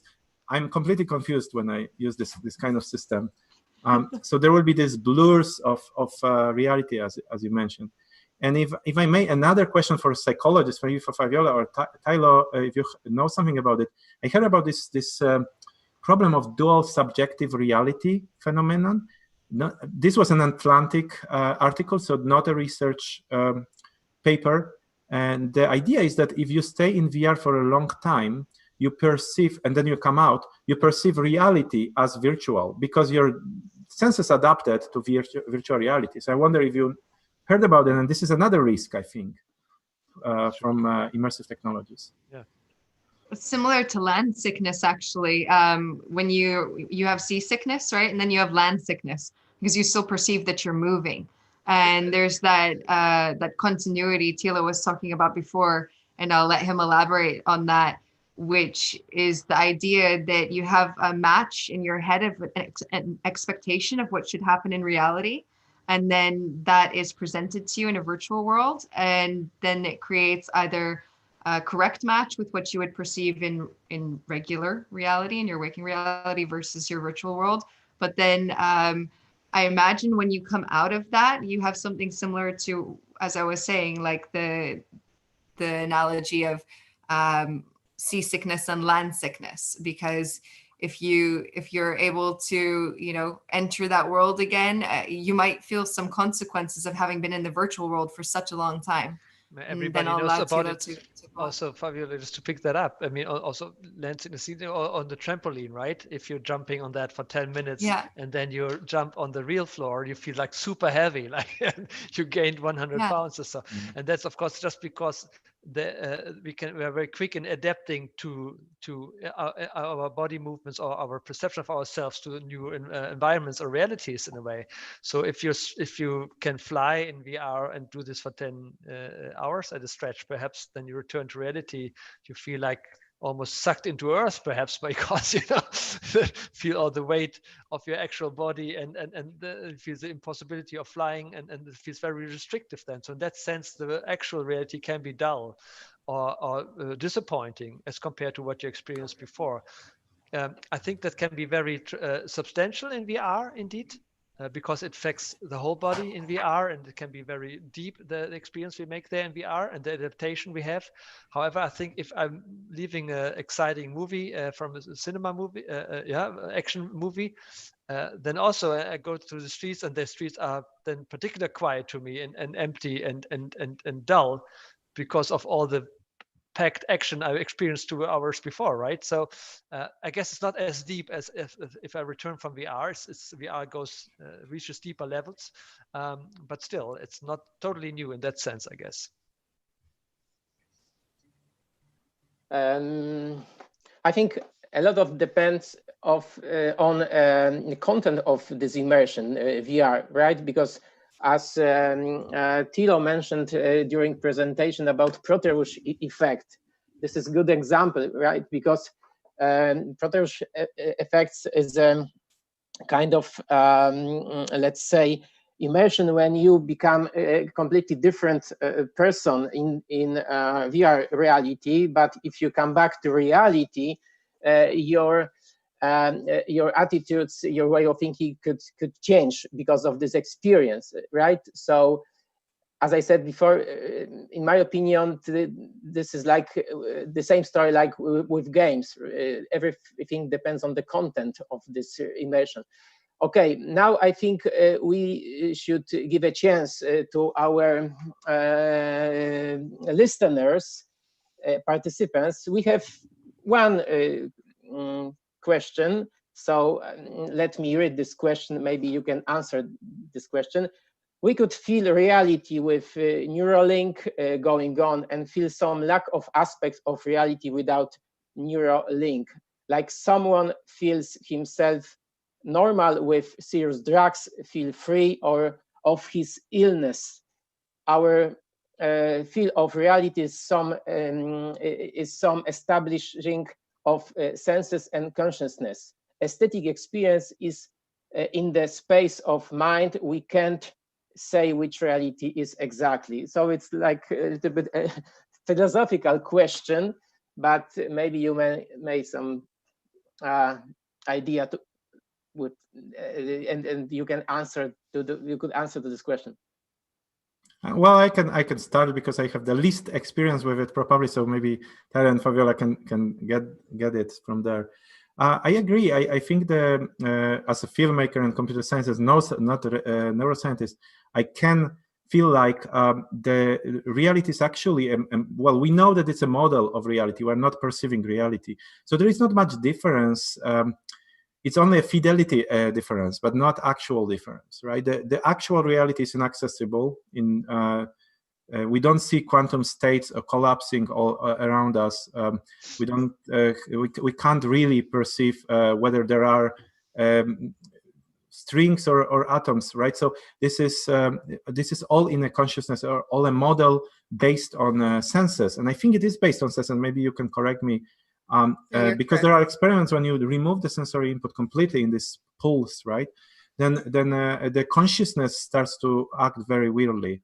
So Descartes was probably wrong, thinking that think therefore I am. It's probably more like I perceive therefore I am, something like this. So otherwise you lose ability to process if you don't have any sensory input, like absolutely none, you lose the ability to process thoughts. But maybe I'm wrong about it. So in a way, it is like we are taking drugs, and the drug is the input. The LSD of the world is the input we are receiving, and then we're just switching to different drug, which is the VR, and then we'll be able to choose it. I don't know if for good, for worse, in the long term. So if you want to talk about the LSD of the mind, I have a friend, and I can't discuss that much about it because obviously there's patenting and sensitivity issues, but he is actually in the process of developing the ability for you to have an implantable that would deliver the experience of feeling a drug.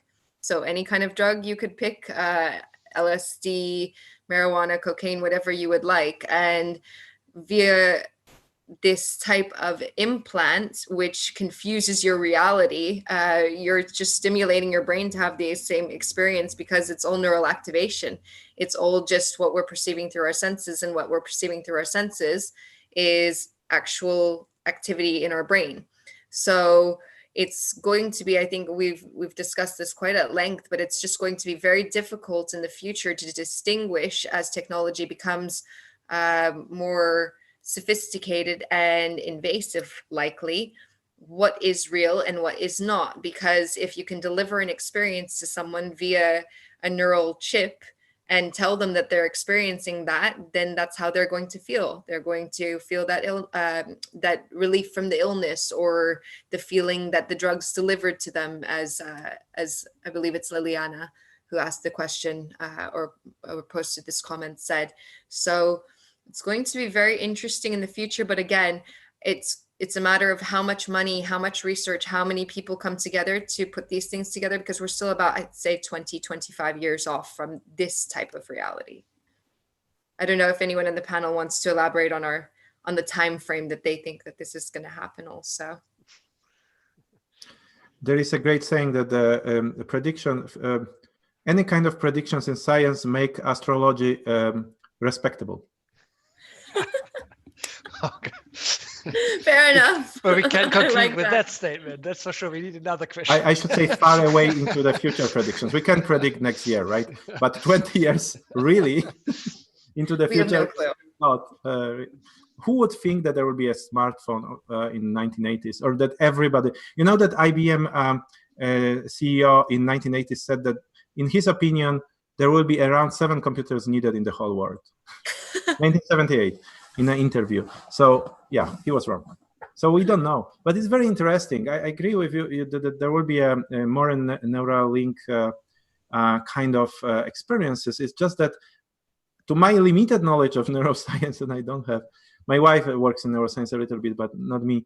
I don't think we understand even basics of consciousness. We are still thinking, we don't really understand brain enough. So we don't know if we can build it. Other things we can probably build, but maybe there will be, maybe it will not be that simple.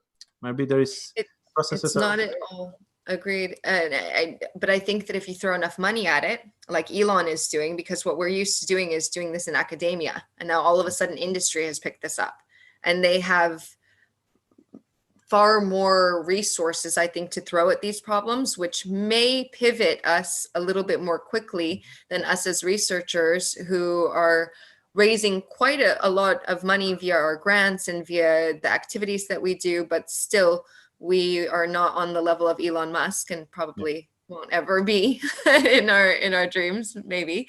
But I think that, like you said, then it's really hard to say 20 years from now, who knows, maybe with all of these resources, with all of this technology being so accessible and interesting to younger generations to continue to develop, because that's the reality also, is that my nephew, who is 8 years old, can pick up a VR device and operate it better than my mom, who is a lot older, obviously. So I think that maybe even in 5-10 years, you will see these types of things. Like, as you said, Christoph, it's really hard to predict, right? Okay, I think we could talk for a long time, but we have to stop. And I hope that you enjoy our meeting.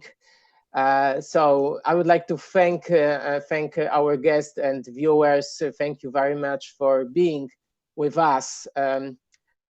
At the end, I would like to also thank our team. I'm talking about Human Center team and also our translators for their great, wonderful job. The recording from our event will be accessible on YouTube, so subscribe our channel and also look at our website.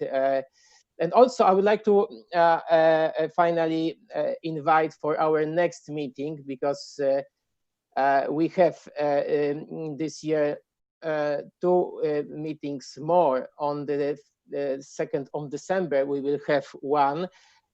So I would like to present, so let me share my screen to present a poster about this event. So if you are interested in robotics, artificial intelligence, and also especially relation with human intelligent robots, so please join our event. So our next speaker will be Krzysztof Bartnek from University of Canterbury and Agnieszka Wykowska from Italian Institute of Technology. So I guess will be interesting presentations. So stay tuned for our upcoming meeting. As I said before, follow us and subscribe us. And what else? Have a good evening. I hope that you enjoy our meeting and you will be you also join our next meetings. As I said before, this year we will have 2, but next year we expect about 8 meetings, human meetings more. Thank you once again. Bye bye and have a good evening. Thank you. Thank you. Thank you. Bye. Bye, guys. Thank you. Thank you.